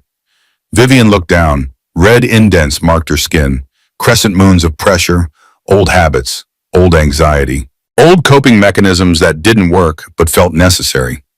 She took the mint, let sharp peppermint ground her, let the taste shock her system into presence. Thank you, she said, for everything, for seeing, for choosing me, for fighting. I'm not doing this for free, Marcus said, almost smiling. My rates are astronomical. I know. And I'm calling in my fee in an unusual way. Vivian tensed. What do you mean? Marcus's expression softened. Genuine, real. When all this is over, when you're ready, when you're not drowning in crisis and court dates, I'd like to take you to dinner. No lawyers, no case strategy, no crisis, just dinner. The hallway sounds faded, just them in this moment, this offer, this possibility. I'm 6 months pregnant, Vivian said, stating the obvious, testing his sincerity. I'm aware. Getting divorced, fighting for everything, might be investigated for fraud, might lose everything. Also aware. Why? Because I've watched you build an empire while thinking you were invisible, because you're extraordinary, because you're stronger than you know, and because I've wanted to ask for 3 years, but you were married. Vivian's heart did something complicated. Not love, not yet. Too soon for that, but maybe the beginning of recognizing she could be loved, actually loved for who she was, not who someone needed her to be. Ask me again, she said, when this is all over, when I'm not drowning, when I can breathe without choking. Ask me then. I will, Marcus promised. Outside the courthouse, reporters swarmed. Cameras, microphones, questions shouted like attacks, like weapons, like they had right to her pain, right to her story, right to everything. Mrs. Morrison, is it true you've been hiding millions? How long have you been V. Sterling? Did you cheat on your husband with Julian Westbrook? Are you using your pregnancy for sympathy? Is Grant Morrison a victim of your deception? That last question, the audacity, the victim blaming, the assumption that her success made her guilty. Felicity appeared from nowhere.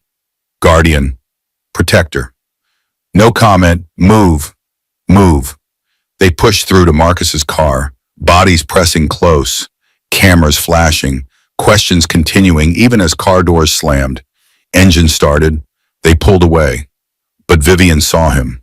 Grant, across the street, standing apart from reporters, staring at her with such hatred her skin crawled, such rage her breath caught, such focused malice she felt it like physical touch. He lifted his phone, pointed it at her, took photos, videos, documenting, building evidence, creating narrative.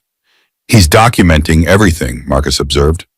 Watching through rearview mirror, building a case that you're a hostile, vengeful wife, preparing for the next battle. Let him, Vivian said, tired, so tired. Let him document, let him rage, let him spin whatever narrative he wants. Truth exists whether he acknowledges it or not. Back at the penthouse, 6 o'clock deadline approaching. Grant had 3 hours to vacate, 3 hours to remove himself from her space, her sanctuary, her home. Vivian walked through rooms that felt foreign now, contaminated by betrayal. Every surface held memories she wanted to burn. Every corner whispered lies she'd believed. Every space had been shared with someone who'd never deserved access. The nursery door stood open. She'd started decorating soft yellows, white furniture, a mobile with stars, a rocking chair from her mother, curtains she'd sewn herself, love stitched into every seam. Grant had never asked about it, never offered opinions, never seemed to care about the baby beyond complaining about cost, about inconvenience, about timing. She sat in the rocking chair, let herself feel it, the grief, the loss, not of him, of the fantasy, the family she'd imagined, the partnership she'd hoped for, the father her daughter would never have. The chair creaked, rhythmic, soothing. Vivian rocked slowly, let herself cry, really cry, not angry tears, sad ones, mourning tears, grief for what never was and never would be, for the marriage that never really existed, for the man she thought she loved but never really knew, for the partnership that was always one-sided, for the dream that died slowly, painfully, inevitably. The baby kicked. Vivian's hand moved automatically. "It's okay," she whispered. "We're going to be okay. I don't know how yet, but we will be." She rocked. The chair creaked. Time passed. Outside, the city moved. People lived lives, some happy, some breaking, all surviving, moving forward even when it hurt. 5:58 o'clock, 2 minutes before deadline. The front door slammed open. Grant's voice echoed. "I'm here, I'm getting my things." But he wasn't alone, so Vivian heard another voice, Isla, of course. Of course he'd brought her. Of course he'd make this moment as painful as possible. Vivian stood, walked to the hallway, watched Grant drag suitcases, watched Isla follow, filming everything on her phone, documenting, creating content, turning crisis into clicks. "This is a legal eviction," Grant said loudly, to the camera, to Isla's followers, to whoever would listen. "My pregnant wife is forcing me onto the streets while she lives in luxury. This is what modern feminism looks like. This is—" "You have 2 minutes," Vivian interrupted, voice cold, clear. "Then I'm calling the police. This is my home. It's my home. The deed is in my name. The down payment came from my account. The judge was very clear. You're trespassing." Isla stepped forward, smiling, performative sympathy, fake concern. "You must be so proud, destroying your family, tearing apart your marriage. All for what? Fame? Money? Revenge?" "I'm not destroying anything," Vivian said calmly, each word deliberate. "I'm protecting myself and my child from a man who stole from us, lied to us, and betrayed us. That's not destruction. That's survival. That's wisdom. That's strength. You think you're so perfect? I think I deserve better than a husband who steals money to buy his mistress a condo. I think my daughter deserves better than a father who calls her a mistake. I think I deserve a partnership based on truth instead of lies. Is that perfection or just basic human decency?" Isla's face went white. Grant had told her about the pregnancy comment, told her he'd called the baby a mistake. And she'd stayed. She'd chosen him anyway. Grant grabbed Isla's arm. "We're leaving." But before they could, Vivian's phone rang. Julian Westbrook, again. Perfect timing, perfect vindication. She answered on speaker. "Let them hear. Let them understand." "Julian." "Vivian, I'm glad I caught you. I wanted to let you know we've finalized the contract terms. 20 million over 5 years. Full creative control. I'm couriering documents to you tonight, and I've scheduled a press conference for tomorrow at 10 in the morning to properly introduce V. Sterling to the world, to end the speculation, to claim your identity publicly. $20 million, 5 years, everything Grant wanted, everything he'd tried to steal, everything he'd mocked while desperately seeking. Grant's face transformed. Realization, horror, understanding. The woman he'd dismissed, the wife he'd belittled, the hobby he'd mocked, worth $20 million, worth more than his entire failing company, worth more than he'd ever be. "Sign it," Vivian told Julian. "I'll be there tomorrow, 10 sharp, ready to claim everything I've built." She hung up, looked at Grant, really looked at him, saw him clearly for the first time. Not the man she'd married, not the fantasy she'd believed, just a mediocre man made smaller by his choices. "Your 2 minutes are up," she said. "Leave, now, and don't come back." 10 o'clock in the morning. Westbrook Tower, 50th floor. Conference room with wall-to-wall windows overlooking Manhattan. The city spread below like proof that anything was possible, that dreams became reality, that small girls from Queens could become empires. Julian Westbrook sat at the head of the table. His entire executive team flanked him. Lawyers, publicists, marketing directors, financial officers, the machinery of fashion gathered to witness history, and Vivian, 6 months pregnant, wearing her own design, midnight blue silk that caught light like water, cut to accentuate pregnancy, celebrate it, announced that power and motherhood weren't contradictions, weren't compromises, weren't mutually exclusive. Armor and art combined. "Are you ready?" Julian asked. Kind eyes, genuine respect, the look of someone who recognized talent, valued work, saw worth. Was she ready to step out of shadows? Ready to claim her identity publicly? Ready to end the anonymity that had protected her, but also confined her? "Yes," Vivian said, certain, clear. "I'm ready." The press conference was set up in the Grand Hall, 200 journalists, every major fashion publication, style sections from newspapers, bloggers, influencers, live streams to millions. The world watching, waiting, curious. Vivian stood backstage, breathing, centering, finding calm in the chaos. Felicity squeezed her hand. "You've got this." "What if I fail? What if they reject me? What if revealing myself destroys everything I've built?" "You've already succeeded," Felicity said firmly. "This is just telling people about it. This is just claiming what's already yours. You can't fail at being yourself." Marcus stood nearby, professional, supportive, that almost more than friendship hanging between them like potential, like possibility, like maybe someday. "Remember," Marcus said, "Grant can't touch V. Sterling's earnings now. The judge's orders are clear. The prenup protects you.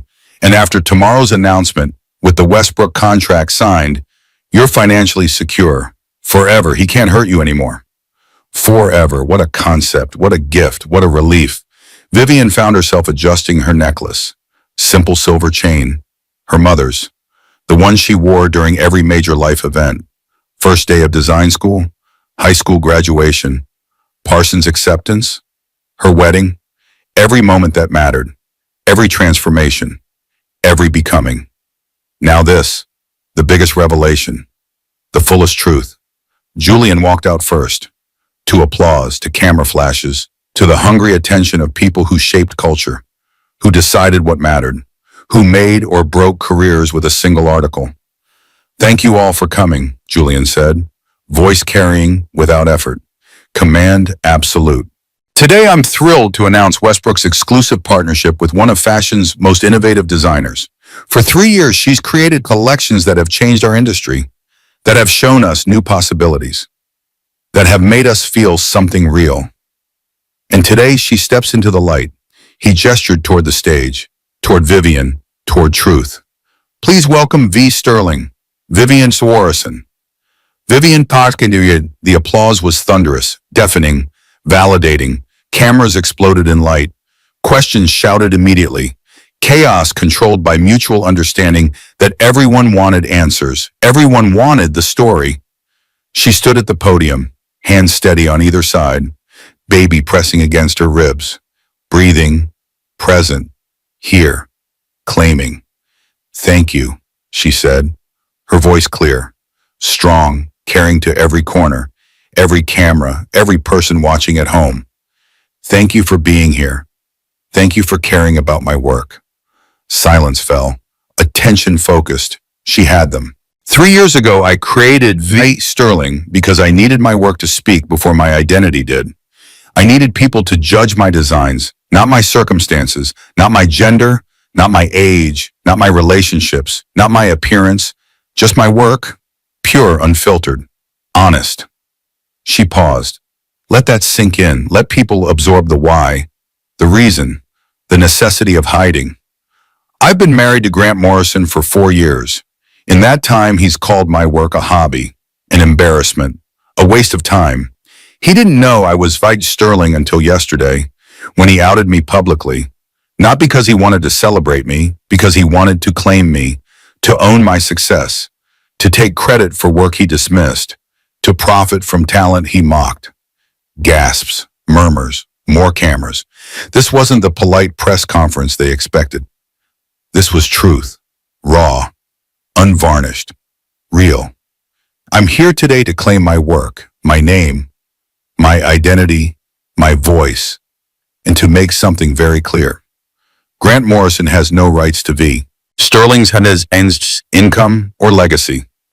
My attorney has ensured that legally, but more importantly, I'm ensuring it publicly. I'm saying it out loud. I built this. Me. Alone. Mine. The room erupted. Questions flew like attacks, like weapons, like opportunities. Are you divorcing? Did your husband really steal from you? What about the baby? How did you keep this secret? Why reveal yourself now? What's next for V. Sterling? Vivian held up her hand. Silence fell. Power and presence. Authority and truth. For anyone who's ever been told their dreams are hobbies, for anyone who's had their success diminished by someone who should have celebrated them, for anyone who's been made to feel small by someone who should have made them feel seen, for anyone who's been stolen from, lied to, betrayed by someone they trusted, this is for you. Her voice strengthened, rose, filled the space. I built V. Sterling alone, was in secret, while pregnant, while my marriage dissolved, while the man I trusted stole from me, while planning a family with someone planning to leave me. I built it anyway. I created anyway. I survived anyway. I thrived anyway. That's not a tragedy. That's a triumph. That's not weakness. That's strength. That's not the end of my story. It's the beginning. The room erupted. Applause, cheers, standing ovation, not for her pain, for her survival, for her success, for her refusing to be diminished. Questions continued. Are you divorcing? Yes. Did your husband steal from you? Yes, over $200,000, currently under investigation by NYPD Financial Crimes Division. What about the baby? My daughter is due in 3 months. She'll have a mother who taught her that you can lose everything and still rebuild, that you can be betrayed and still trust, that you can be hurt and still love. That strength isn't never falling. It's getting back up. How did you keep this secret? Very carefully and at great cost. Secrets protect, but they also imprison. Today, I'm choosing freedom. From the back of the room, commotion, doors bursting open, security moving, and people shouting, Grant, disheveled, desperate, furious, Isla beside him, both looking like they hadn't slept, like crisis had aged them overnight. This is defamation, Grant shouted, voice cracking, control gone. You're lying, Vivian. Tell them the truth. Tell them we built this together. Security moved toward him, ready to remove him, ready to protect the event. Protect Vivian. Protect the truth. But Vivian held up her hand. Let him speak. Julian started to object. Marcus moved to intervene. But Vivian shook her head. Sometimes silence was power. Sometimes letting people expose themselves was more effective than silencing them. Grant pushed forward, Isla filming, always documenting, always performing. You wouldn't be here without me. I supported you. I believed in you when no one else did. I gave you everything. You called my work an embarrassing hobby 6 months ago, Vivian said, calm, factual, undeniable. I was protecting you from disappointment, from failure, by stealing my money, by having an affair, by trying to sign V. Sterling behind my back to save your failing company, by planning to divorce me the day after our baby was born. That's protection. The journalist went wild, cameras turning to capture Grant's face, his rage, his exposure, his truth revealed. Isla tried to pull him back, tried to salvage, tried to escape. Grant, let's go. No. He shook her off, furious, desperate, drowning. I deserve half of everything she's built. We're married. It's community property. I have rights. Vivian stepped down from the podium, walked toward him, 6 months pregnant, powerful, unafraid, magnificent in her certainty. You deserve nothing, she said quietly. Not shouting, not angry, just true. Not my work, not my money, not my time, not my energy, not even my anger anymore. You're not worth it. You never were. She turned to the crowd, to the cameras, to everyone watching, to every woman who'd ever been diminished, to every person who'd ever been betrayed, to every dreamer who'd been told to be realistic. Grant Morrison taught me the most valuable lesson of my life. He taught me that I was already whole. I just forgot. He taught me that I don't need someone to complete me. I need someone who sees me complete. He taught me that betrayal isn't about the betrayer. It's about the betrayed choosing to rise. She walked back to the podium, past Grant, past Isla, past all of it, above it, beyond it. Now, if you'll excuse me, I have a contract to sign and a baby to prepare for and an empire to build. Thank you all for coming. Thank you for seeing me. Thank you for being here. Julian stepped forward, started answering logistics questions, started handling details. But every camera stayed on Vivian. Every phone filmed her exit. Every person understood they'd witnessed something rare, something real, something that mattered. She walked off stage, past Grant still sputtering, past Isla still filming, past security finally escorting them out, past all the noise and chaos and drama. In the private elevator descending, Felicity started laughing. Holy shit, you actually did it. Did what? Destroyed him. Professionally, publicly, perfectly, without raising your voice, without losing control, without becoming what he accused you of being. Marcus smiled, proud. The internet's already on fire. Grant's name is trending, not positively. V. Sterling is trending, very positively. You've won. Vivian leaned against the elevator wall, exhausted, exhilarated, empty and full at the same time. The baby kicked, hard, insistent, demanding attention. She approves, Vivian said. Hand on her stomach, always returning there, always checking in, always connected. She, Felicity asked, eyes widening. You know, you found out? Ultrasound last week. I didn't tell anyone, wanted something private, something just mine for a little while. A girl, Felicity breathed, tears in her eyes. You're having a daughter. I'm having a daughter, Vivian confirmed, and she's going to grow up knowing her mother was strong, was brave, was whole. The elevator doors opened. Ground floor, the world, reality.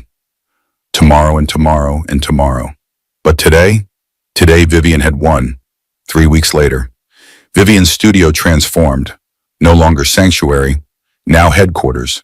Assistants moved through space. Interns organized fabric. Pattern makers drafted designs. The V. Sterling empire growing, expanding, becoming. Nora coordinated everything. Phone perpetually pressed to her ear. Clipboard in hand, managing chaos with practiced efficiency. Vogue wants a cover shoot, Nora announced. The baby as your first model. Very tasteful, very empowering. I said we'd consider. We'll consider it, Vivian confirmed. Learning to say we. Learning to accept help. Learning that strength wasn't doing everything alone. It was knowing when to delegate, when to trust, when to build team instead of bearing burden.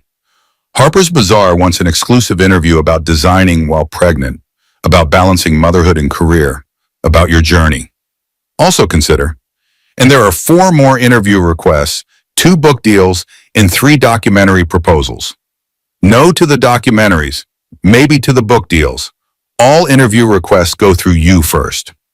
Nora grinned. You're a natural at this. At what? Running an empire, being a boss, claiming power instead of apologizing for it. Was that what this was? Vivian looked around. Fabric swatches everywhere, sketches covering walls. Her designs coming to life through other people's hands.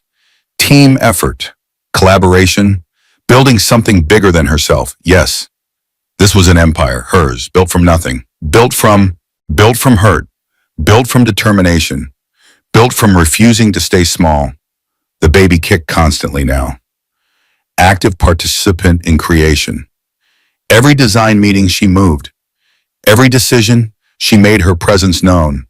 Already opinionated, already certain, already here. What do you think? Vivian whispered to her stomach, looking at a new design. Too much tool? The baby kicked twice. Hard, agreement, or disagreement, or just existence. Just being. Just sharing space with her mother while Empire rose.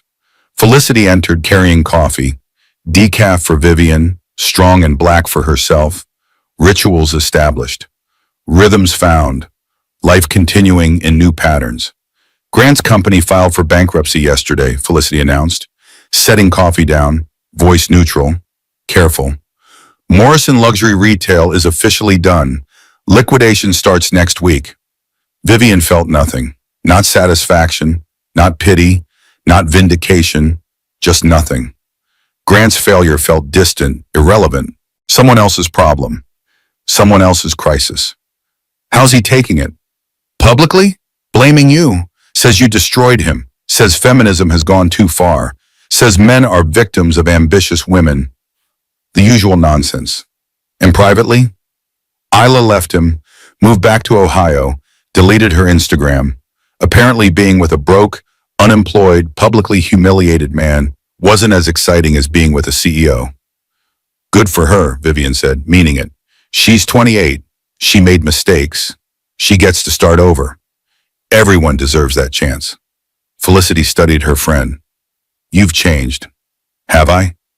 You're softer and harder somehow, both at once, like you've found some balance I can't quite name. Vivian considered this, examined herself, looked inward for maybe the first time in years. I spent years trying to be what Grant needed, she said slowly, working through understanding as she spoke. What he wanted, molding myself into shapes that fit his life, his image, his requirements, making myself smaller so he could feel bigger, quieter so he could feel louder, dimmer so he could feel bright. And now I'm just being myself. Maybe that's the change. Maybe transformation isn't becoming someone new. It's remembering who you were before you learned to shrink. Marcus arrived, not as her lawyer this time, as something else, something more, something they were carefully exploring. No rush, no pressure, just possibility. The divorce is final next week, he said. Professional, even impersonal. Clear, even in complexity. Grant signed everything, no custody battle. He agreed to supervise visitation once the baby's born. But honestly, I don't think he'll follow through. I don't think he wants to be a father. I think he wanted the image of a family without the work. Vivian nodded. She'd expected that, known it, accepted it. Her daughter would have one parent who showed up, one parent who chose her, one parent who loved unconditionally. That would be enough. More than enough. Everything. And the restraining order against him is permanent, Marcus continued. He can't contact you except through lawyers. Can't come within 500 feet of your home or studio. Can't make public statements about you without risk of lawsuit. You're protected. Good. Marcus hesitated, weighing words. There's one more thing. Grant gave a final interview at Post tomorrow. I wanted you to hear it from me first. What did he say? That you were cold, unloving, distant. That you prioritized your career over your marriage, over him. That he made mistakes, but you made him feel worthless. That you drove him to Isla. That men need support and you failed to provide it. The old Vivian would have internalized that, would have wondered if he was right, if she'd failed somehow, if she should have tried harder, been better, done more. New Vivian heard it differently, heard the manipulation, the deflection, the inability to accept responsibility, the eternal victimhood. He's right, she said calmly. I did prioritize my career. After he made it clear I was never going to be his priority. After he showed me through actions that I didn't matter. That's not failure. That's wisdom. That's recognizing when you're pouring into an empty vessel. That's choosing yourself after years of choosing someone who never chose you. You should write that down, Marcus said, almost smiling. It's profound. Maybe I will. For years, I thought his rejection meant I was rejectable, Vivian said. Speaking truth she'd only recently discovered. His absence meant I was forgettable. His criticism meant I was flawed. His betrayal meant I wasn't enough. She touched her stomach, felt her daughter move beneath her palm. I was wrong. His rejection meant he couldn't see me. His absence meant he wasn't capable of presence. His criticism meant he felt threatened by my light. His betrayal meant he was small and I was growing. None of it was about my worth. It was always about his limitations. Marcus's expression softened. Genuine admiration, real respect. You've done remarkable work, not just building V. Sterling, building yourself. Her mother arrived, unexpected visit, carrying a wrapped package, moving slowly through the studio, observing, approving, pride evident in every glance. Mama, what's this? Rosemary set the package on the work table, carefully, reverently. Open it. Vivian unwrapped with care. Inside lay a christening gown, lace, silk, exquisite, old, valuable beyond money, priceless beyond measure. You wore this at your christening, Rosemary said, voice thick with memory. Your grandmother made it, and her mother before that. 5 generations of Harper women wore this gown. Women who survived, women who built, women who refused to break. Vivian held it carefully, felt the weight of legacy, of women who'd come before, women who'd faced their own crises, their own betrayals, their own moments of choosing strength over surrender. Your daughter will wear it too, Rosemary continued, and someday you'll tell her about the woman you were when she was born, the woman who lost everything and found herself, the woman who chose truth over comfort, freedom over security, herself over who others wanted her to be. Tears pricked Vivian's eyes. Happy tears this time. Grateful tears. Tears that acknowledged journey, that honored struggle, that celebrated arrival. They sat together, mother and daughter, soon to be grandmother and mother. The cycle continuing, the pattern repeating but different, better, informed by past but not bound by it. Are you scared? Rosemary asked. Terrified? Good, means you're paying attention. Means you're taking it seriously. Fear isn't weakness, it's wisdom. It's respect for how much this matters. They laughed, the kind of laughter that heals, that releases, that transforms pain into something lighter, something bearable, something that becomes part of story instead of defining it. Vivian rested her head on her mother's shoulder. Let herself be held. Let herself be someone's daughter before becoming someone's mother. Let herself receive instead of always giving. Let herself rest instead of always running. The studio hummed with activity around them. People creating, building, making beauty from chaos, making order from confusion, making something real from something imagined. The door opened. Julian Westbrook. Unannounced but not unwelcome. Never unwelcome. He'd become mentor, advisor, friend, someone who saw potential and invested in it, someone who recognized talent and honored it. Vivian, I hope I'm not interrupting. Never, Julian, this is my mother, Rosemary. Mama, this is Julian Westbrook. They shook hands, Rosemary's assessing gaze, Julian's respectful demeanor. 2 people who valued work, who understood creation, who respected dedication. I came to discuss the spring collection, Julian said, but first, I wanted you to see something. He pulled out his phone, showed them a video, news clip, financial channel, serious reporters discussing fashion as business, as industry, as economic force. Morrison Luxury Retail officially dissolved yesterday, creditors recovering pennies on the dollar, board members distancing themselves. Grant Morrison's name is industry poison, the reporter continued. But in striking contrast, V. Sterling's first month sales exceeded $23 million. The anonymous designer's reveal has created a phenomenon. Women everywhere are buying her pieces, not despite her story, because of it. Because she represents something real, something authentic, something that resonates. 23 million, 1 month. More than Grant's company had made in an entire year. More than he'd said was possible. More than he'd believed she could achieve. Vivian felt dizzy, overwhelmed, grateful, shocked. All of it at once. You're not just designing clothes, Julian said gently. You're designing hope. Women see you and think, if she can rebuild, maybe I can too. If she can survive, maybe I can too. If she can thrive after betrayal, Maybe I can too. You're giving them more than fashion. You're giving them possibility. 2 months later, 7:53 in the morning. Vivian's water broke in her studio, naturally, of course, because nothing in her life happened conventionally. Nothing followed plan. Everything arrived on its own terms. Nora, she called. Calm, controlled. Years of managing crisis prepared her for this crisis. We need to go to the hospital, now. Nora looked up from her laptop, eyes widening, understanding immediate. Now the spring collection debut is in 4 hours. The baby doesn't care about the schedule. Right, hospital, baby, priorities. Nora grabbed her phone, started making calls, canceling, rescheduling, managing, always managing. Chaos erupted. Beautiful, organized chaos. Felicity drove. Nora called the hospital. Marcus met them there because he was always there now, present, constant, chosen family, chosen love, chosen partnership built on respect instead of need, on wanting instead of requiring. Labor hurt, obviously, but Vivian had survived worse, had endured more, had faced pain that couldn't be eased with epidurals or breathing techniques or supportive hands to squeeze. Between contractions, she sketched. Because of course she did.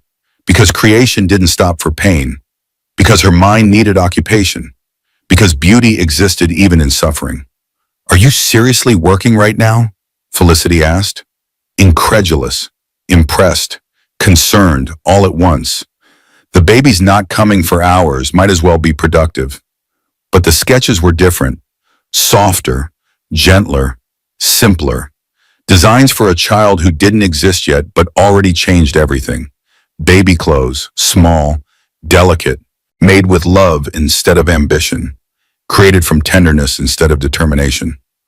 Marcus held her hand during contractions, didn't flinch when she squeezed hard enough to hurt, didn't offer useless platitudes or false comfort. Just presence, just being there, just showing up, the way Grant never had, the way she deserved, the way everyone deserved. You're doing great, Marcus said during a break, wiping her forehead, adjusting pillows, being useful without being intrusive. I'm literally just lying here. You're growing a human. You're bringing life into the world. You're doing the most important work that exists. That's great. Hours passed, pain increased. Vivian breathed through it, counted through it, survived it. Let her body do what bodies had done for millennia. Trusted biology, trusted process, trusted that she was strong enough for this, for all of it. 8:54 o'clock evening, 14 hours of labor. The doctor said, one more push. Vivian pushed, gathered every remaining ounce of strength, every bit of determination, every piece of will, and pushed. A cry, small, furious, perfect. It's a girl, the doctor confirmed.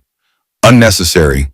Vivian knew, had known for months, had known from the first flutter, the first kick, the first moment of connection. They placed her on Vivian's chest, warm, real, hers. This small, perfect human she'd protected and carried and loved before seeing. This daughter who'd been companion through crisis, who'd shared every moment of transformation, who'd been witness to her mother's becoming. Hello, Vivian whispered, voice breaking. Hello, little one. I'm your mama. I've been waiting to meet you. The baby stopped crying, looked up with unfocused eyes, somehow saw her anyway, somehow knew her, somehow recognized the voice that had whispered to her for months, the heartbeat that had been constant companion, the presence that had promised protection. She's perfect, Felicity breathed, tears streaming, no shame, just joy, just love, just witnessing miracle. What's her name? Nora asked. Also crying, also witnessing, also understanding that some moments transcend ordinary, that some experiences transform everything. Vivian had debated this. Traditional names, modern names, meaningful names, names that honored, names that inspired, names that claimed. Harper, she said, Harper Sterling Morrison. But we'll call her Harper. Harper, her mother's name, her grandmother's name, the name of women who survived, who built, who refused to break, who chose strength, who claimed voice, who became themselves despite everything telling them to stay small. I don't know if I'll be a good mother, Vivian said, speaking to her daughter, speaking truth. I don't know if I'll make mistakes. I probably will. I definitely will. I'll mess up. I'll doubt. I'll question. I'll struggle. Harper blinked, listened, existed. But I promise you this, Vivian continued. I will always show up. I will always see you. I will never make you small to make myself feel big. I will teach you that strength isn't never falling. It's getting back up. That success isn't never failing. It's trying again. That love isn't never hurting. It's choosing despite hurt. And most importantly, that you are already whole. You don't need someone to complete you. You need to remember you're complete. Marcus leaned close. You're already a great mother. How do you know? Because you kept her safe even when everything fell apart. Because you fought for her before meeting her. Because you chose her over comfort, over security, over easy. That's what mothers do. They choose their children. Every day, every moment, every time. Late night, hospital room quiet, just Vivian and Harper, mother and daughter, beginning their journey together.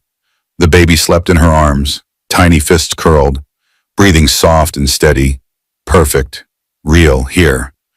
Vivian studied her, counted her fingers, her toes, traced the curve of her cheek, memorized her face, promised silently to remember this moment, this beginning, this truth.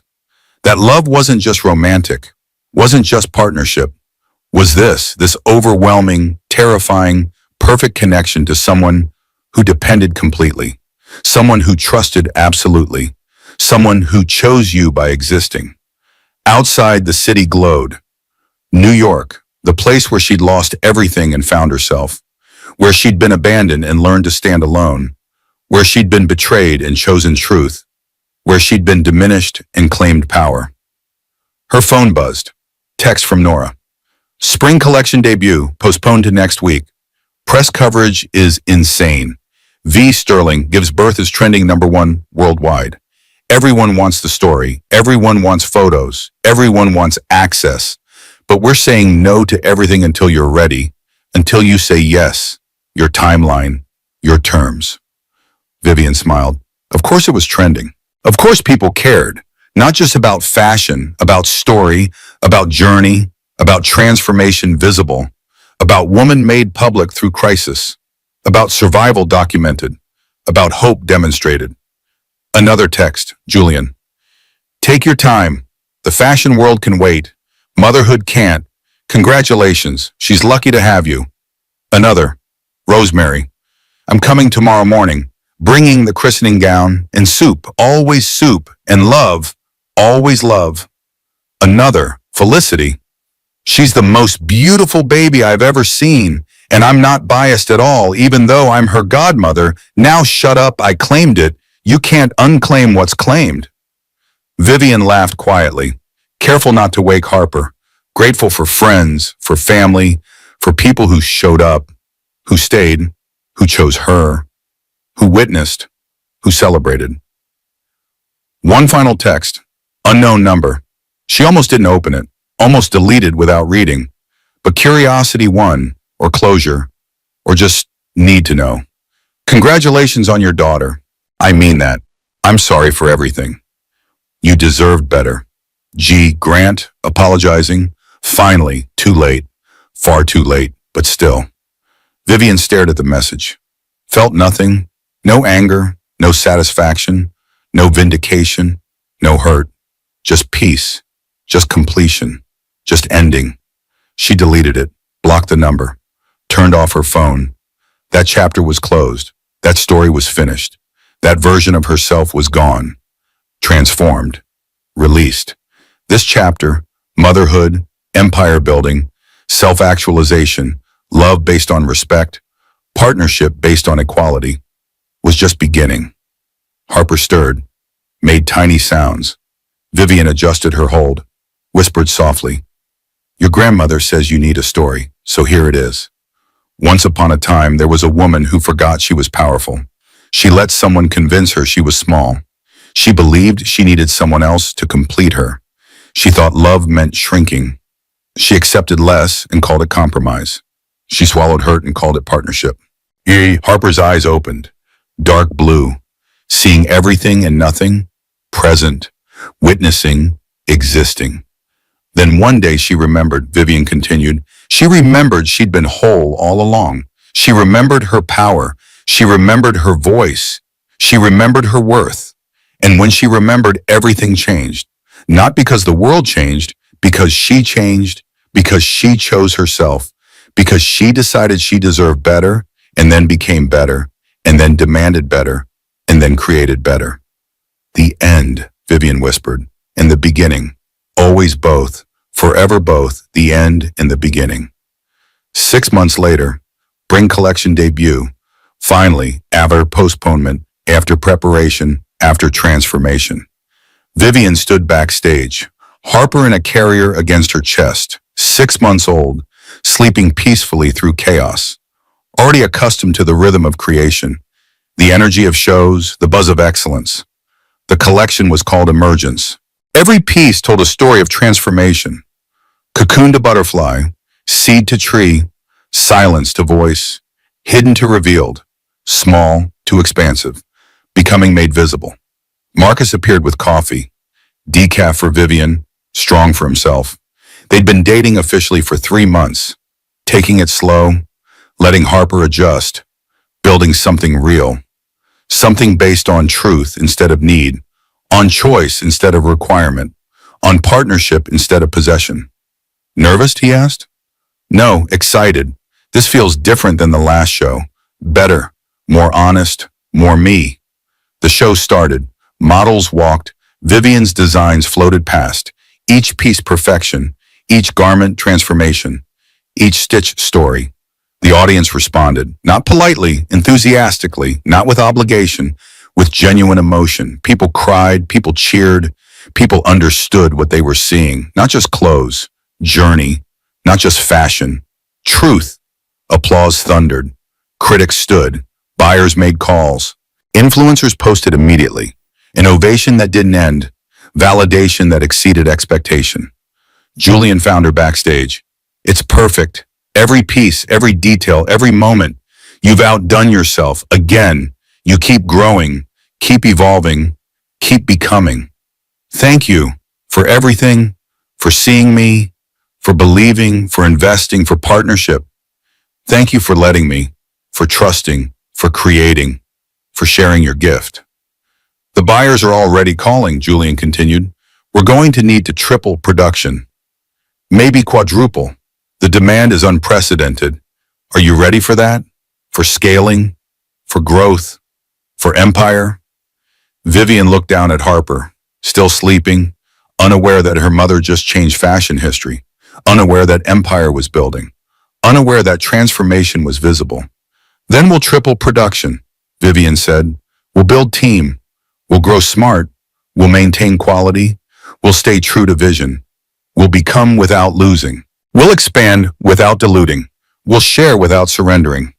That night, home. Harper asleep in her nursery, Vivian in her studio, sketching, always sketching, creation never stopping, vision never ending, work never ceasing because work wasn't burden. It was joy. It was expression. It was purpose. The same studio where it all began, where she'd cried over Grant's betrayal, where she'd sewn her way through heartbreak, where she'd built empire in secret, where she'd become herself slowly, painfully, necessarily, but it felt different now. Not sanctuary from life, foundation for it, not escape from reality, creation of reality, not hiding from world, building world. She picked up her phone, took a photo of her latest sketch, posted it to V. Sterling's Instagram with one caption: for every woman rebuilding, for every mother starting over, for every person who thought they were broken but were actually breaking free, for everyone who stayed too long and left anyway, for everyone who was betrayed and chose trust again, for everyone who was diminished and claimed power anyway, for everyone who forgot and remembered and became. This is for you. This is for us. This is for becoming. Always becoming. Forever becoming. The post got 3 million likes in an hour. Comments flooded, messages arrived, stories shared. Women writing about their own emergences, their own transformations, their own journeys from small to expansive, from hidden to visible, from surviving to thriving. But Vivian was already asleep, Harper in a bassinet beside her bed, both of them breathing steady, both of them safe, both of them whole, not complete because they found each other, complete because they remembered they always were. The city glowed outside. Manhattan at night, millions of stories happening simultaneously, millions of people becoming, millions of transformations invisible until suddenly visible, millions of emergences waiting, starting, continuing. Tomorrow would bring new challenges, new opportunities, new moments of choosing, new chances to remember or forget, to shrink or expand, to hide or reveal, to survive or thrive. But tonight Vivian had everything. Not because she'd won, because she'd remembered she was never competing, not because she'd succeeded by external measure, because she'd defined success internally, not because she'd destroyed Grant, because she'd built herself. The baby monitor crackled, Harper stirring. Small sounds, Vivian rose, walked to the nursery, lifted her daughter, held her close. "Hello, my love," she whispered. "Did you have sweet dreams?" Harper blinked, focused, smiled. That first real smile, the one that meant recognition, connection, love. "You know what I learned?" Vivian asked. Rocking gently, moving through space, existing together. "I learned that endings are beginnings, that betrayal can become catalyst, that losing can become finding, that breaking can become making, that the worst moments can become the best stories. Not because they weren't terrible, because we survived them. Not because they didn't hurt, because we grew anyway." Harper cooed, small sound, agreement perhaps, or just being, just existing, just filling space with presence. "I learned that I don't need someone to complete me," Vivian continued. "I need people who see me complete. I don't need validation. I need visibility. I don't need permission. I need power. My own power. Always mine. Forever mine." She returned to the nursery chair, the one her mother had given her, the one that had held generations, the one that would hold more, the one that witnessed beginnings, that honored transformations, that marked emergences. "Your story is just beginning," Vivian said. "We define man is middle, not ending, not beginning, middle. The part where you know who you are, where you claim what you want, where you build what you need, where you become without apologizing." "I was once someone who shrunk," Vivian said, speaking truth to her daughter, creating legacy through language.